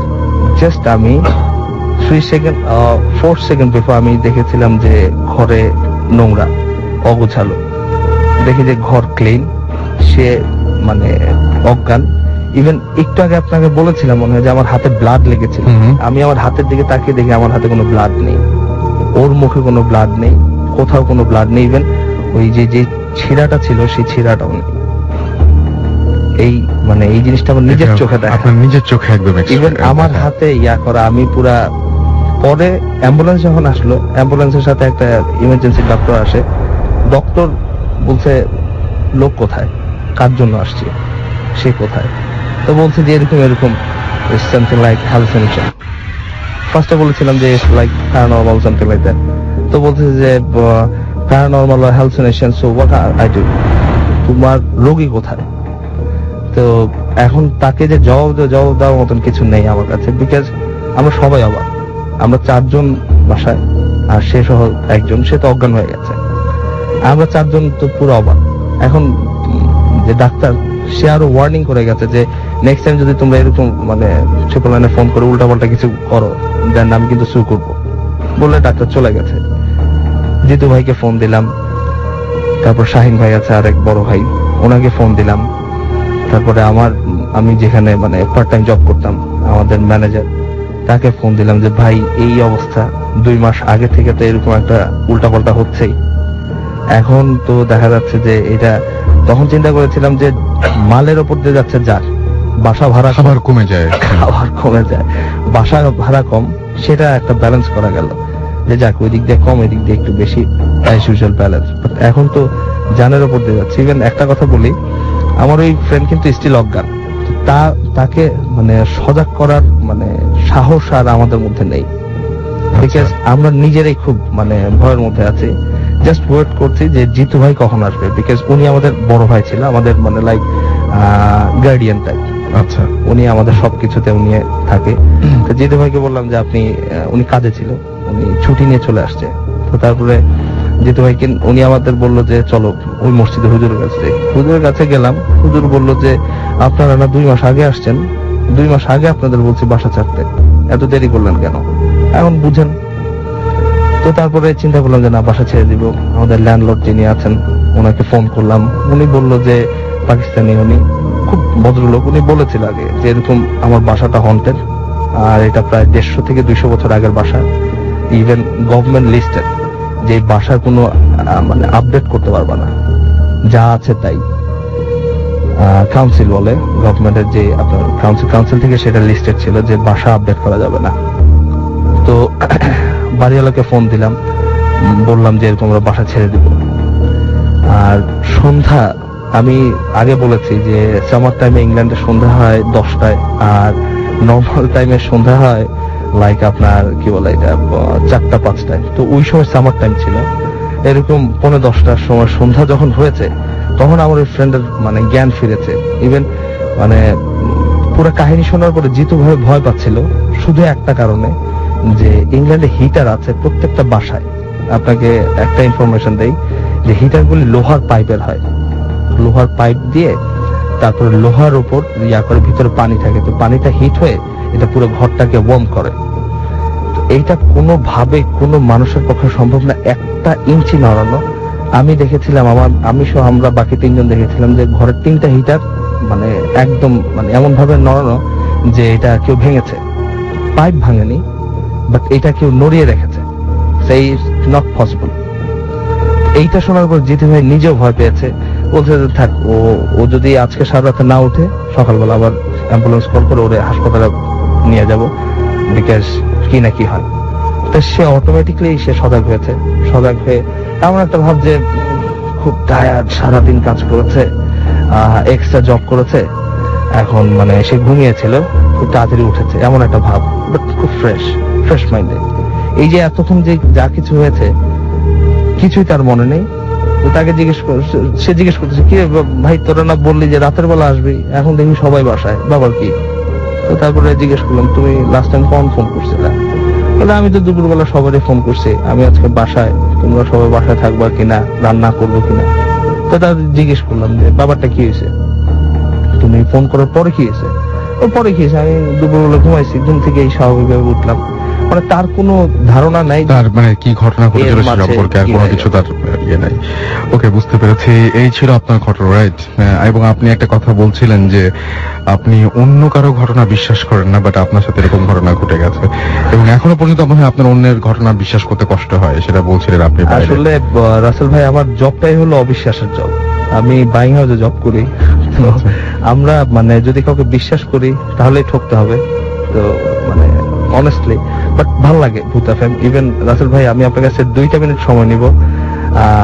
যারা লিসেনার আছে তাদের বলবো একটা SMS করার জন্য আপনাকে, বিকজ আমি পার্সোনালি যখন আপনার ভূত এফএম শুনি ভয় লাগে, খুব ভয় লাগে। ভয় লাগার জন্যই ভূত এফএম, যার জন্য আমি শুনি। ইভেন আমার মা মানে সবসময় বলে যে তুই কেন শুনিস, এত যখন ভয় পাচ্ছি কেন শুনিস। আর অনেকের শুনি যে এই সিটটাতে বসে অমুককে থ্যাঙ্কস দে, তমুককে থ্যাঙ্কস দে, আর আমি এই সিটে বসে শুধু আপনাকে থ্যাঙ্কস দেই ভাই। ভয় লাগে বিধে আমি এখানে। তো SMS করতে বলবো এটা। আমি পার্সোনালি মানে আমার একটা অপিনিয়ন যে আপনার অনুষ্ঠানটাকে 2টার জায়গায় 3টা করা যায় কিনা। দেখা যায় আপনার গেস্টরা, আমরা যারা আছি, আমরা যারা লিসেনার, আমরা সবাই আপনাকে কি SMS করি, এটা সম্ভব কিনা আমাদের তো চাহিদা আছে। আমি শুনতে চাই 3টা পর্যন্ত। Okay, thank you. Okay, you are most welcome. আমরা পরবর্তী ঘটনায় যাব এবং আমি আরো একবার জানিয়ে দিই যে আপনারা শুনছেন সবসময় রেডিও ফুর্তি চলছে, ভূত এফএম হন্টেড বাই এয়ারটেল। আর আজকের শো যদি কেউ আনফরচুনেটলি মিস করে থাকেন তাহলে আপনি এয়ারটেল এম রেডিওর সাহায্য নিতে পারেন এবং এয়ারটেল নাম্বার থেকে ডায়াল করতে পারেন 4040, সিলেক্ট করুন চ্যানেল 22। দেখবেন যে একের পর এক এয়ারটেলের একের পর এক যে সমস্ত এপিসোডগুলো আছে সেই এপিসোডগুলো আপনার কাছে চলে আসছে। যে এপিসোডটা আপনি মিস করেছেন বা যে এপিসোডটা আপনি আবারও শুনতে চান সেটা আপনি চাইলেই শুনতে পারবেন। অ্যান্ড ভূত এফএমে যে টিউনটা প্লে করা হয় সেই টিউনটা আপনি চাইলেই কলার টিউন বা মাই টিউন হিসেবে সেট করতে পারেন। আর সেই জন্য আপনাকে যেটা করতে হবে, টিউনের কোড নাম্বারটা মনে রাখতে হবে। আমি খুব আস্তে আস্তে বলি, নাম্বারটা মনে রাখুন। And the code is 92125। আপনি মাত্র একটা SMS পাঠিয়ে এটা অ্যাক্টিভেট করতে পারেন এবং আপনাকে সেজন্য করতে হবে সেটা হচ্ছে মেসেজ অপশনে গিয়ে টাইপ করতে হবে CT, তারপরে স্পেস দিয়ে 92125 এবং এটা পাঠিয়ে দিতে হবে 3123 নাম্বারে। আমি দেখতে পাচ্ছি আমাকে অনেকে SMS করেছেন। আমাকে SMS করেছেন টুপু এবং মাদ্রাসা রোড স্টাফ কোয়ার্টার থেকে, এবং আমাকে SMS করেছেন এছাড়াও আখি এবং সাগর, তারা মাদারটেক ঢাকা থেকে SMS করেছেন। পলাশ গ্যান্ডারিয়া থেকে আমাদের SMS করেছেন। আমাদেরকে ইয়াসিন SMS করেছেন। এছাড়া আমাদেরকে রুশো বর্ণ দিয়া মিরপুর মির্জাপুর রাজশাহী থেকে SMS করেছেন। জকি খান ধানমন্ডি থেকে SMS করেছেন এবং তিনি আমাদেরকে শুনছেন সেটা জানিয়েছেন। সরি। এছাড়াও আমি দেখতে পাচ্ছি যে আমাদেরকে তানভীর SMS করেছেন। তো আমার কাছে একটা সাউন্ড ফাইল রয়েছে যেটা অনেক দূর থেকে এসছে। সো আমি এখন চাচ্ছি যে আপনাদেরকে সেই সাউন্ড ফাইলটা শোনাতে, দেখুন কেমন লাগে সেই সাউন্ড ফাইলটা। এবং মাসুম আপনাদের জন্য সাউন্ড ফাইলটা প্লে করছেন। এত দূর থেকে সেটা এসছে আচ্ছা, নামটা তিনিই বলুক, তার পরিচয় তিনিই দিন। বাট এত দূর থেকে এসে তার স্টুডিওতে আসা সম্ভব না। তো আপনারা যারা এরকম দূরে থাকেন তারা কিন্তু ইচ্ছা করলে এরকম সাউন্ড ফাইল তৈরি করে আমাদেরকে ইমেল করতে পারেন। আর আমাদের অ্যাড্রেস তো জানেনই, bhutfm@radiofurti.fm। এখানে আপনি ইচ্ছা করলে এই ধরনের সাউন্ড ফাইল পাঠিয়ে দিতে পারেন। আমরা শুনি সাউন্ড ফাইলটি।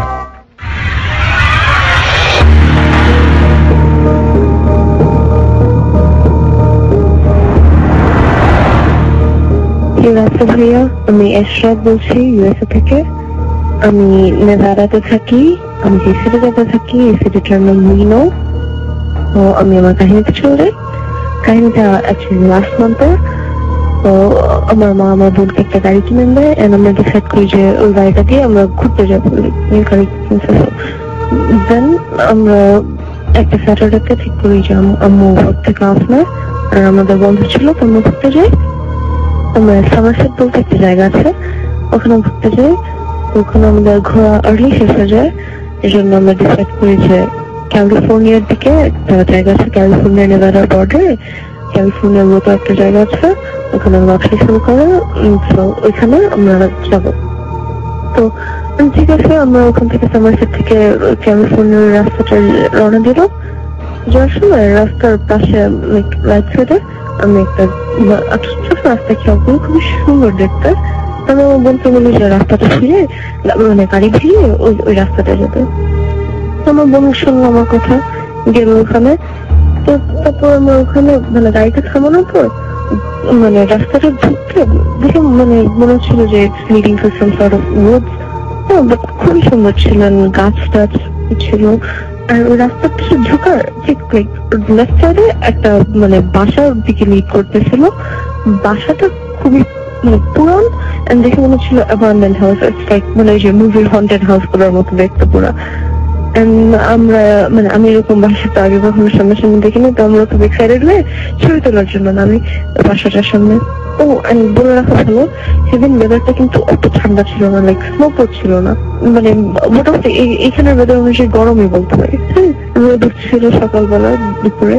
তো আমরা গেলাম ওখানে, গিয়ে ছবি টবি তুলতে স্টার্ট করলাম। তো ওখানে বাসার সামনে ভাঙা বেঞ্চ টেঞ্চ দেখছি, মানে দেখে মনে ছিল এত পুরান যে মানে সব এই টাইমের মধ্যে এখানে কেউ কিছু রিপেয়ার করে নেই, মানে ভেঙে টেঙে গেছে কিছু। তো আমরা তারপর ছবিটা তুললাম। তো আমার বোনকে আমি বাসাটার এক্সাক্ট সামনে একটা ছবি তুলে দিতে যাই, বাসার মেইন গেটের সামনে।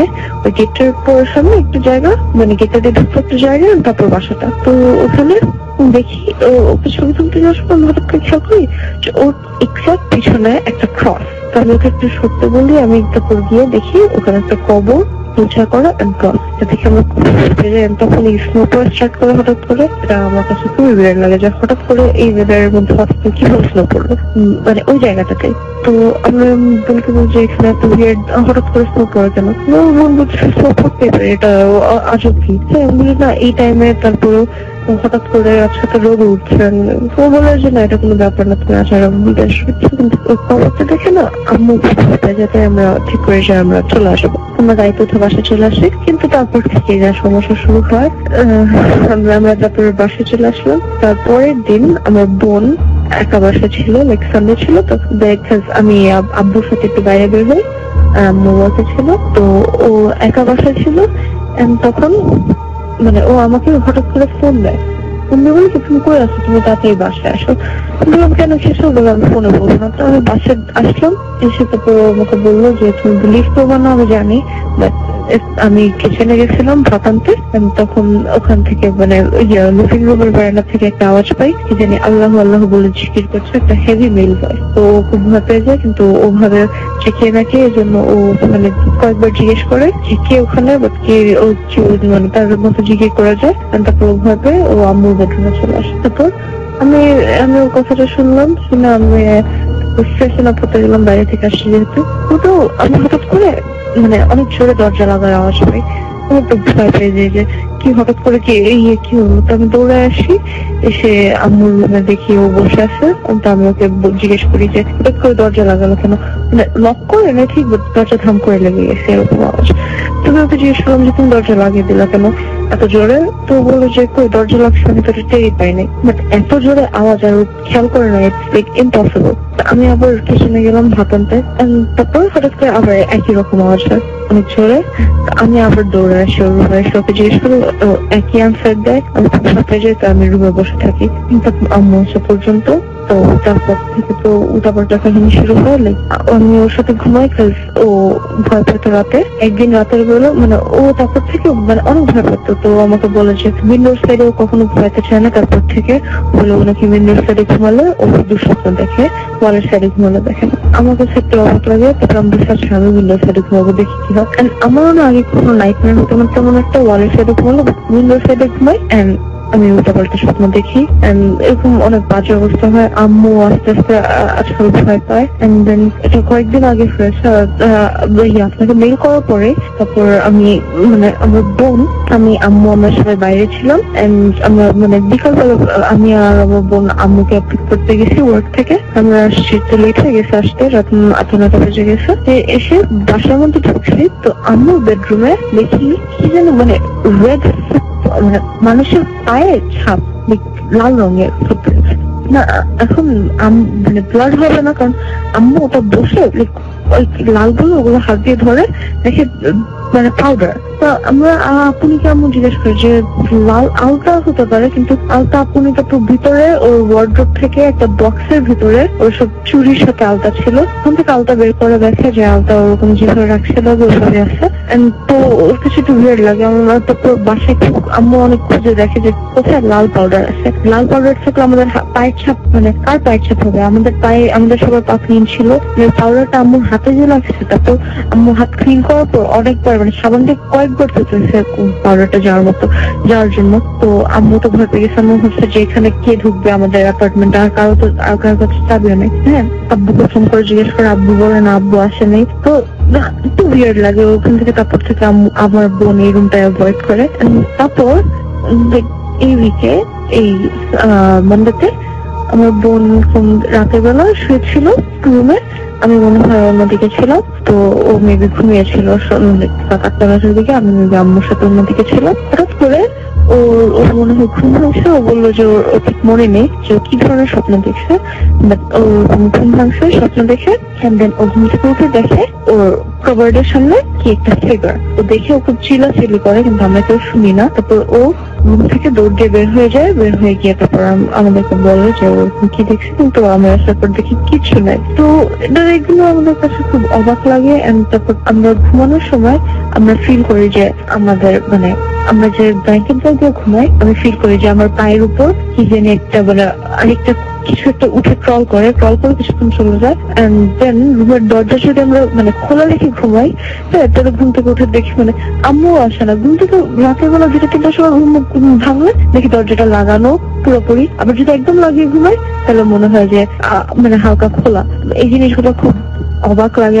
মানে ওই ইনসিডেন্টের পর থেকে এরকম সব আজব জিনিসপত্র হচ্ছে। আই হ্যাভ নো আইডিয়া এগুলো কেন হচ্ছে। তো এই ছিল আমার কাহিনী। Thank you.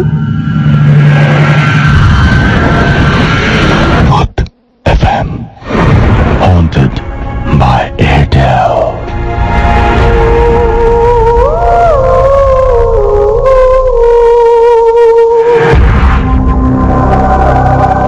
শুনছেন সবসময় রেডিও ফুর্তি চলছে ভূত FM haunted by Airtel.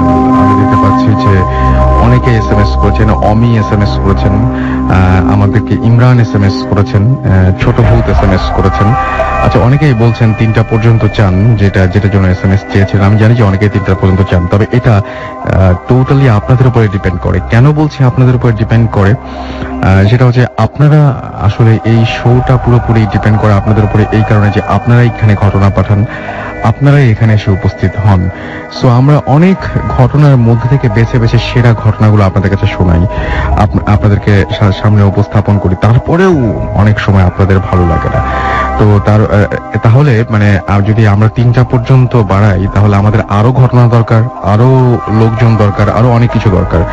So আপনারা যদি ঘটনা বেশি পাঠান, তাহলে আমরা সেই ধরনের চিন্তা ভাবনা করে দেখতে পারি, এবং আপনারা আপনাদের লাইফের সেরা ঘটনাটা আমাদের কাছে পাঠিয়ে দিন, তাহলে আমাদের কাজটা আরো অনেক বেশি সহজ হবে। This track was downloaded from FusionBD.com. যে ঘটনাগুলো আগে হয়ে গেছে বা অন্য কেউ এসে এখানে শেয়ার করে গেছে বা আমরা পড়ে ফেলেছি, সেই ধরনের অনেক ঘটনা প্রতিদিনই আমরা পাচ্ছি। সেই ধরনের ঘটনাগুলো না পাঠানোটাই ভালো, বিকজ সেই ধরনের ঘটনাগুলো সিলেক্ট হবে না। আবার যে ঘটনা ভালো কোনগুলো সেটা যদি আপনি বুঝতে চান, তাহলে আপনি খুব সহজেই বুঝতে পারেন যে আপনাকে যদি এরকম ধরনের ঘটনা, যে ঘটনাটা আপনার ঘটনা, সেরকম ধরনের কোনো ঘটনা যদি আপনাকে কেউ শোনাতো, আপনি কতটা আগ্রহ নিয়ে, কতটা মনোযোগ দিয়ে সেটা শুনতেন। এভাবে সহজে খুব আপনি আপনার নিজের ঘটনাকে যাচাই বাছাই করে ফেলতে পারেন। যাই হোক, অনেক কথা বলে ফেলছি, আমরা বরং ঘটনায় যাই। এর মধ্যে আমি শুধু বলবো যে আমাদেরকে জুড ফর্মগেট থেকে এসএমএস করেছেন। আচ্ছা, তিনি লিখেছেন যে ভৌত কবে স্টার্ট হবে, আমি তো শুনেছি খুব শীঘ্রই। আসিফ চাঁপাইনবাবগঞ্জ থেকে এসএমএস করেছেন এবং তিনি এসএমএস করেছেন যে তিনি এবং কেউ একজন, নামটা পড়তে পারছি না আমি, একসাথে তারা ভূত এফএম শুনছেন। এছাড়া আমাকে জেনি এসএমএস করেছেন এবং তিনি বলেন তার একটা টেক্সটও পড়া হলো না, এই টেক্সটটা আমি পড়ে ফেলেছি। আমাকে এছাড়াও শাওন এবং তামান্না এসএমএস করেছেন রাজশাহী থেকে। এছাড়াও আমি দেখতে পাচ্ছি আমাদেরকে এসএমএস করেছেন রবিন, রিঙ্কু, বাপ্পা, তমা, সুমি সহ আরো 8 জন খোলা মাঠে ভূত এফএম শুনছেন তারা। জীবন আমাদেরকে শ্রীপুর থেকে এসএমএস করেছেন, ভাই আমার কাছে একটা ঘটনা আছে, এই ঘটনাটা একেবারে আপনার কাছে রাখা ঠিক হবে না, আপনি ইমেল করে যত দ্রুত সম্ভব আমাদের কাছে পাঠিয়ে দিন। রকস্টার মেহেদি আমাদেরকে মুন্সিগঞ্জ থেকে এসএমএস করেছেন, তিনি লিখেছেন যে আই লাইক ভূত এফএম এন্ড তিনি এই মুহূর্তে ভূত এফএম শুনছেন। বাবু আমাদেরকে কালিয়াকোট থেকে, গাজীপুর থেকে এসএমএস করেছেন, রাসেল ভাইয়া আমার এসএমএসটা কোনোভাবেই পড়া যাবে না। না, অবশ্যই পড়া যাবে, যে আপনার এসএমএস পড়ে ফেলেছি। আমাকে ইপোগোরাস এসএমএস করেছেন ময়মনসিং থেকে এবং তিনি বলছেন ভাইয়া ভালো হয় 3টা পর্যন্ত হলে। ওকে, আমরা সেটা তো বললামই, উত্তরটা পেয়ে গেছেন। আর তিনি বলছেন ভাইয়া আপনার কি হেডফোন ছিল না? আমি যে ঘটনাটা বললাম সেখানে আমার হেডফোন ছিল কি ছিল না এটা জানা খুবই জরুরি। ওকে, হেডফোন ডেফিনেটলি ছিল না, দ্যাটস ওয়াই আমি তো স্পিকার কানেক্ট করেছি না। ওকে, এনিওয়েজ আমরা চলে যাব ঘটনায়। তবে তার আগে বলি যে আপনার মোবাইলের মেসেজ অপশন থেকে টাইপ করুন SHOUT শাউট স্পেস আপনার নাম স্পেস আপনার মেসেজ, পাঠিয়ে দিন 9840 নাম্বারে, আপনার এয়ারটেল নাম্বার থেকে বা অন্য যে কোনো নাম্বার থেকে। আর এই মুহূর্তে আমাদের আরো একজন গেস্ট রয়েছেন, তার কাছ থেকে ঘটনা শুনবো। আপনার নামটা আরো একবার বলতে হবে এবং তারপরে আপনার ঘটনাটা শুরু করতে হবে। হাই লিসনার্স, আমি অ্যাগেন ভিক্টর কমন। আমি এখন যে এক্সপিরিয়েন্সটা শেয়ার করবো সেটা হচ্ছে একটা গ্রেভইয়ার্ডের ঘটনা।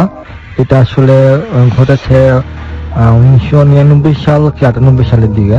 এটা আমার ছোট মাসির সাথে ঘটেছে ঘটনাটা। আচ্ছা, তো সে ধর্মীয় লাইনে পড়ালেখা করার জন্য সিস্টার লাইনে গেছিল, সিস্টার হওয়ার জন্য।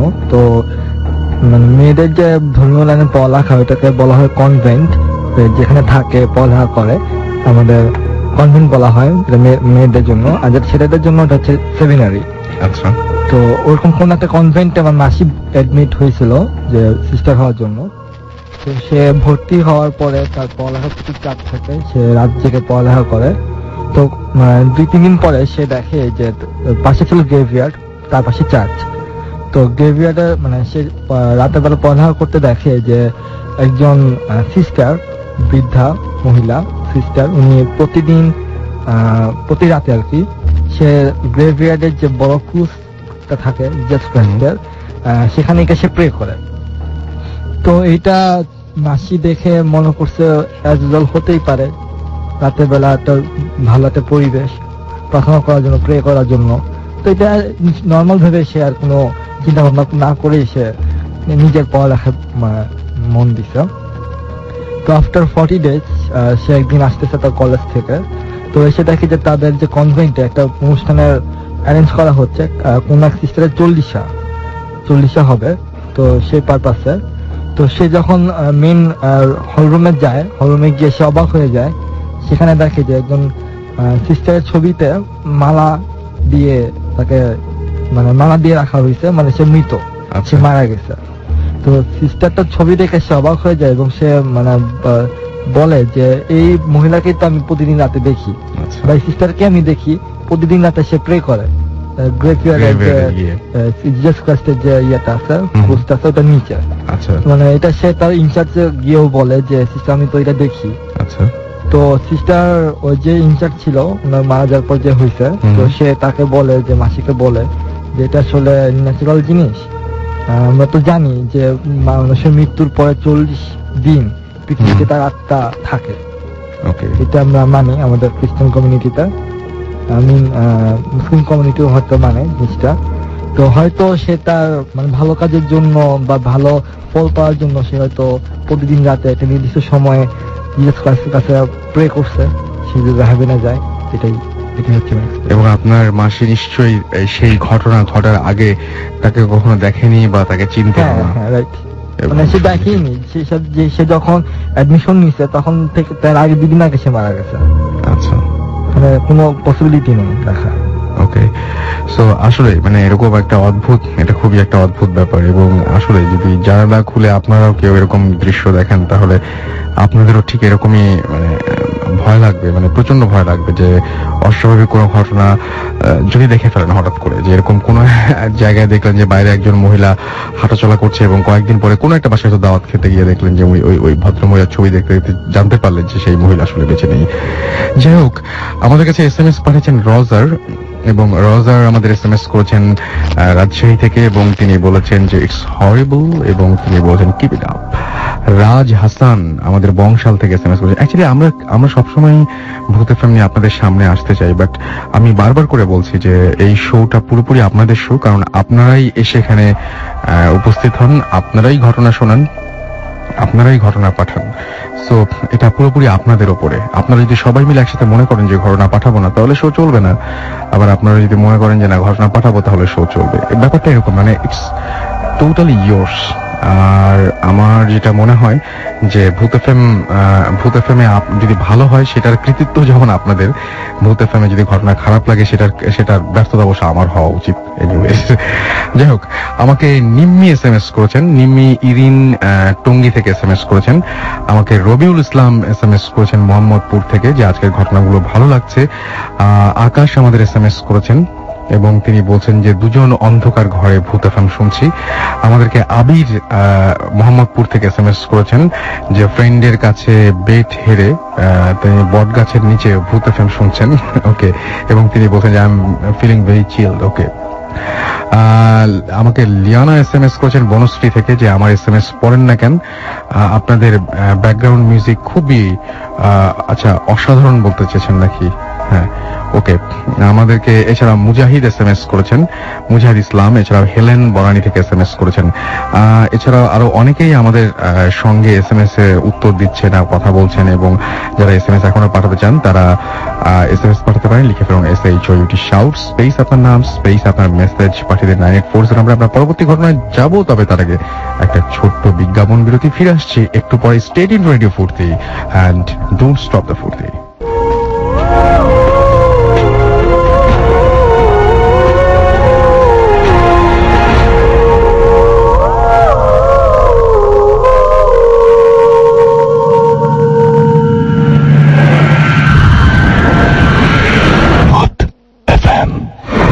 Haunted by Airtel.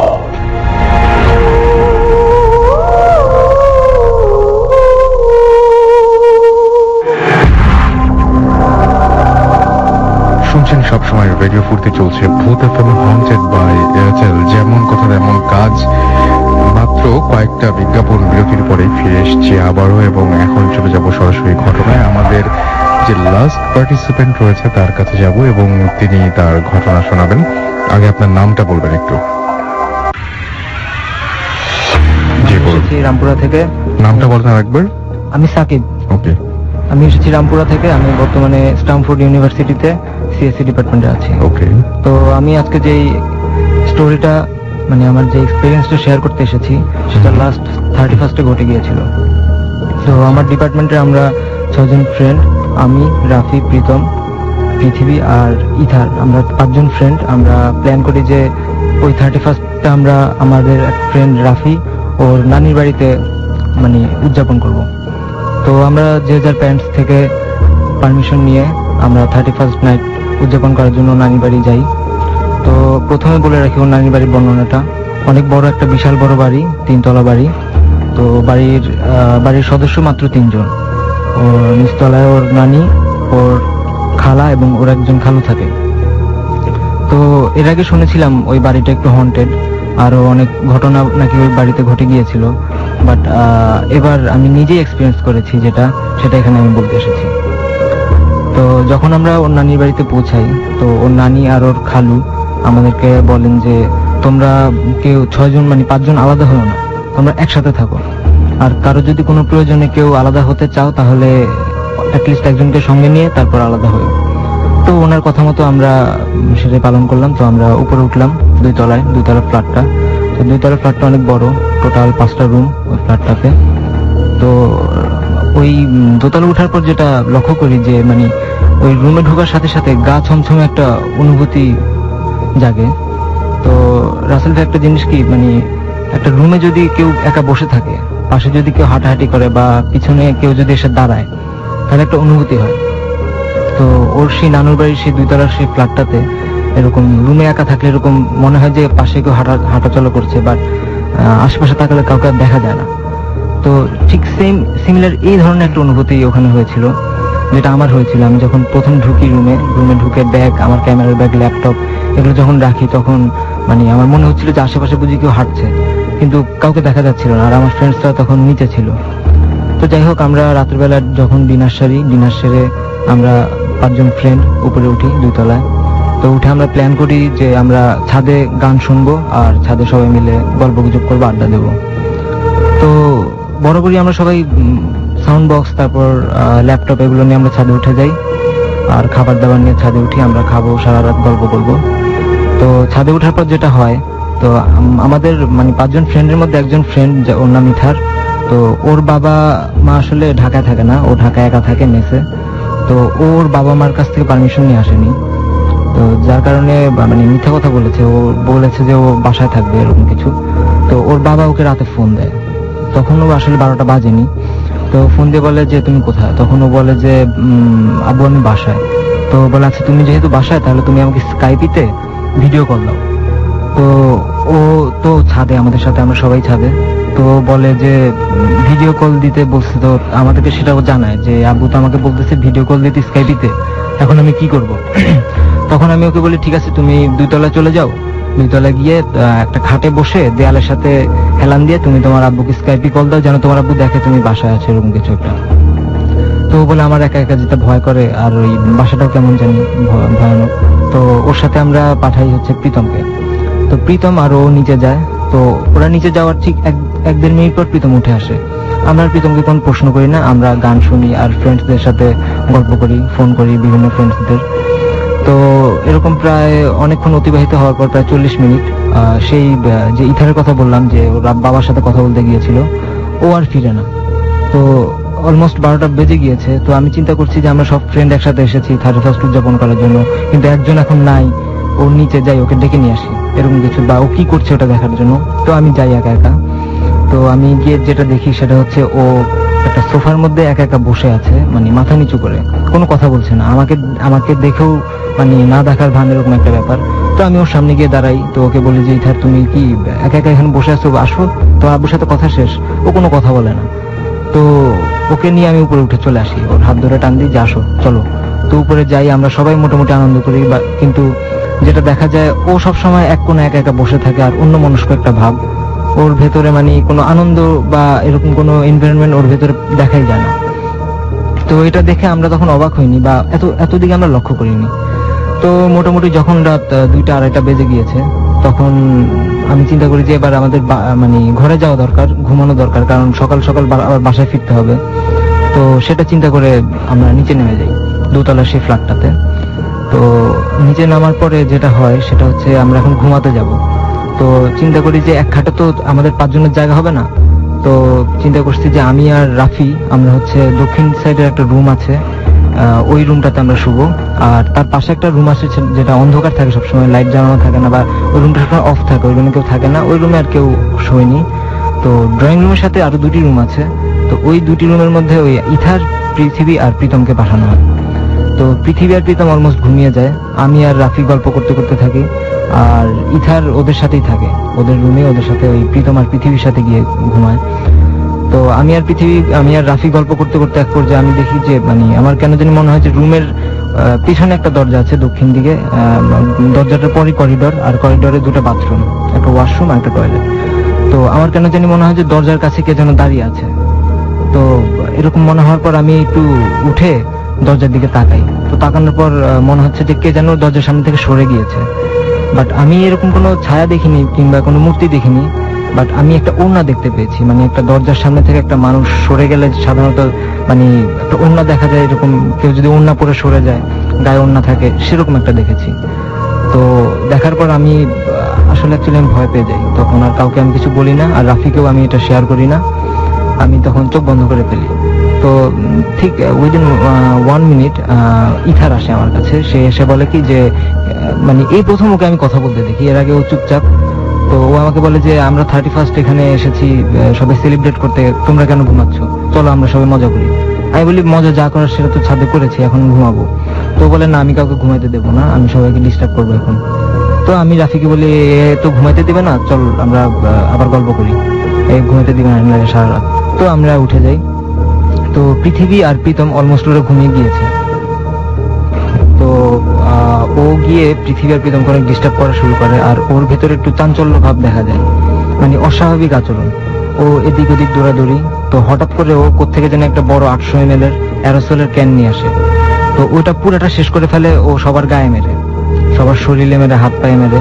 তো ঘরে এত অ্যারোসল আমরা শ্বাস নিতে পারছিলাম না, কিন্তু ওর কিছু হচ্ছিল না।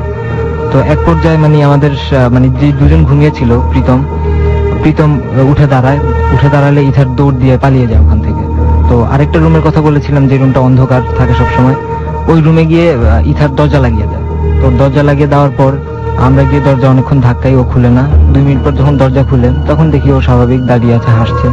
কিন্তু তখন আমাদের আমরা বুঝতে পারছি যে উনি অনেক অস্বাভাবিক কাজ করেছিলেন। পরে আপনার পরে যে জিজ্ঞেস করেছিলেন যে আসলে কি হয়েছিল, সেই ঘটনাটা আমরা শুনি। আচ্ছা, তো পরে যখন ওকে মানে জিজ্ঞেস করি আমরা যে সমস্যা কেউ এমন করেছিল কেন, তো তখন ও বলে যে ও যখন ঘরে একা ছিল তখন ও বাথরুমে কল ছাড়ার আওয়াজ পায়।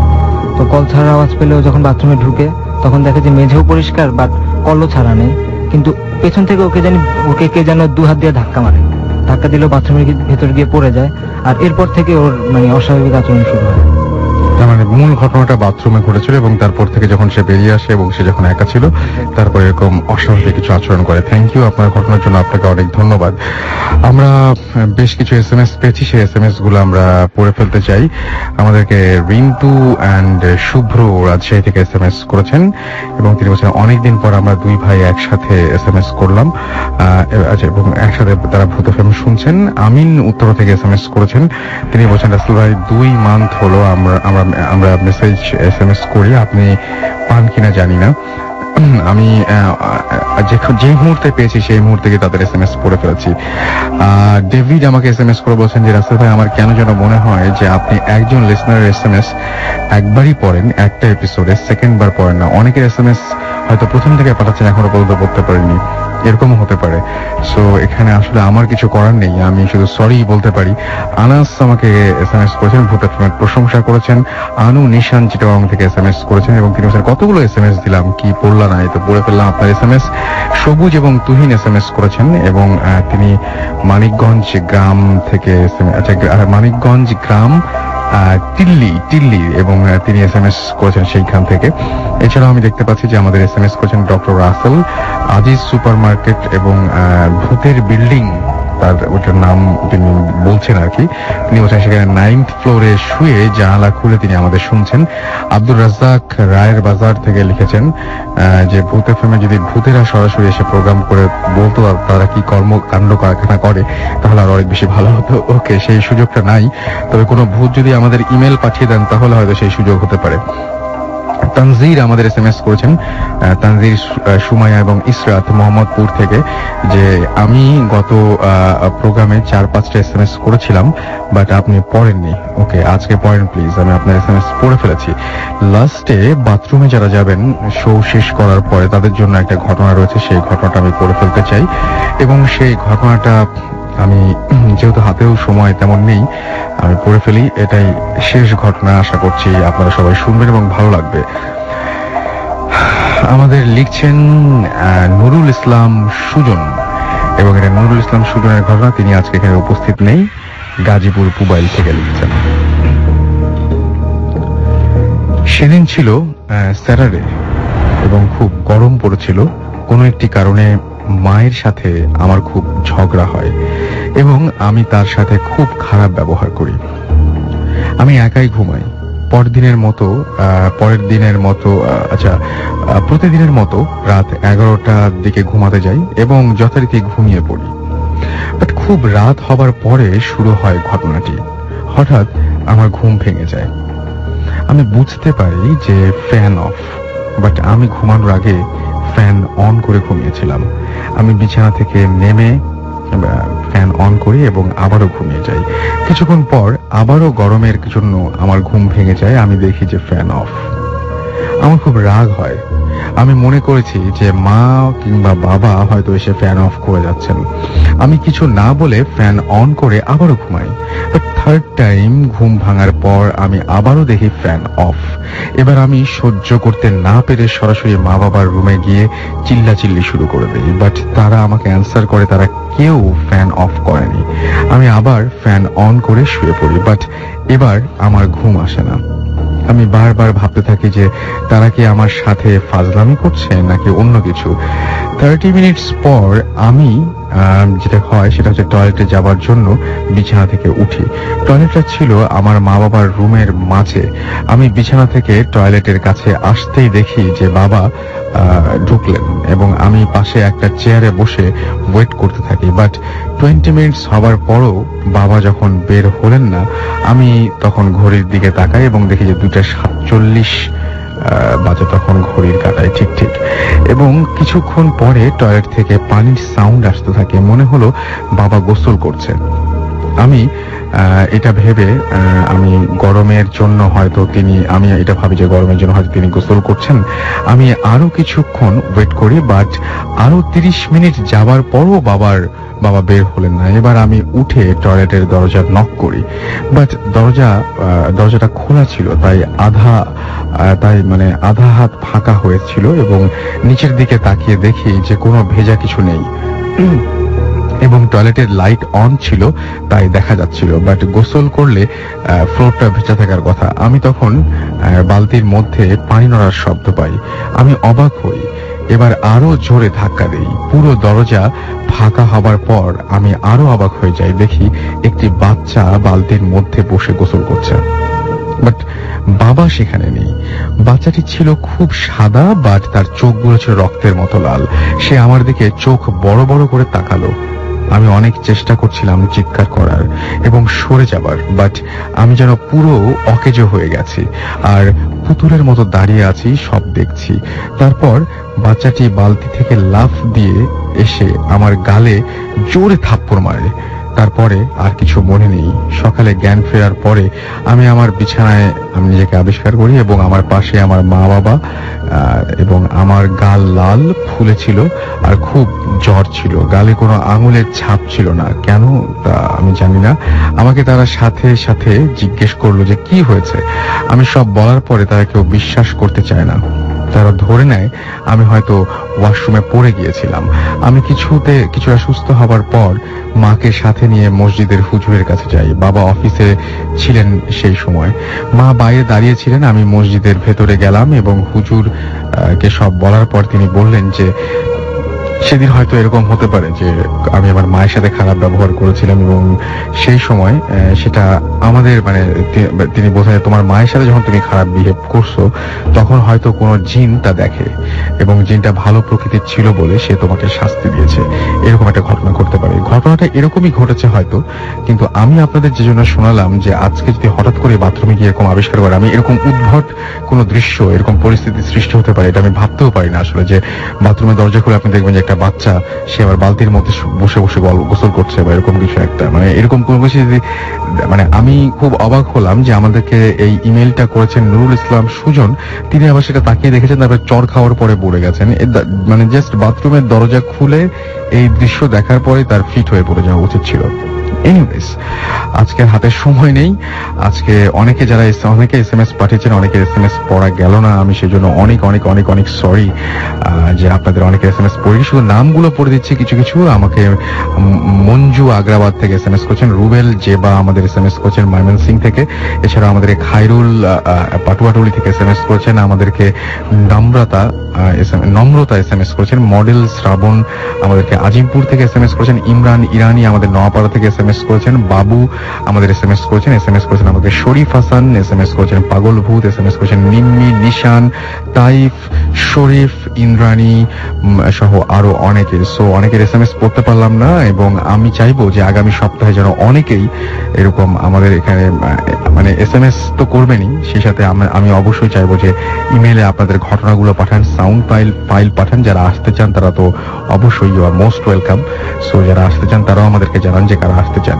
তো আবারও আগামী সপ্তাহে ভূত এফএম নিয়ে নতুন অতিথিদের নিয়ে ফিরে আসবো। সেই পর্যন্ত সবাই ভালো থাকবেন। আমি আগেই বলেছিলাম যে আজকের শোটা কতখানি লম্বা করতে পারবো আমি জানি না, কারণ আজকে দুজন গেস্ট নেই। তারপরেও অনেকেই অনেক সুন্দর সুন্দর ঘটনা আপনাদের উপহার দিয়েছেন। ভালোই লাগলো আপনাদের সাথে এতটা সময় কাটিয়ে। আগামী সপ্তাহে আবারও কথা হবে। সেই পর্যন্ত সবাই ভালো থাকবেন।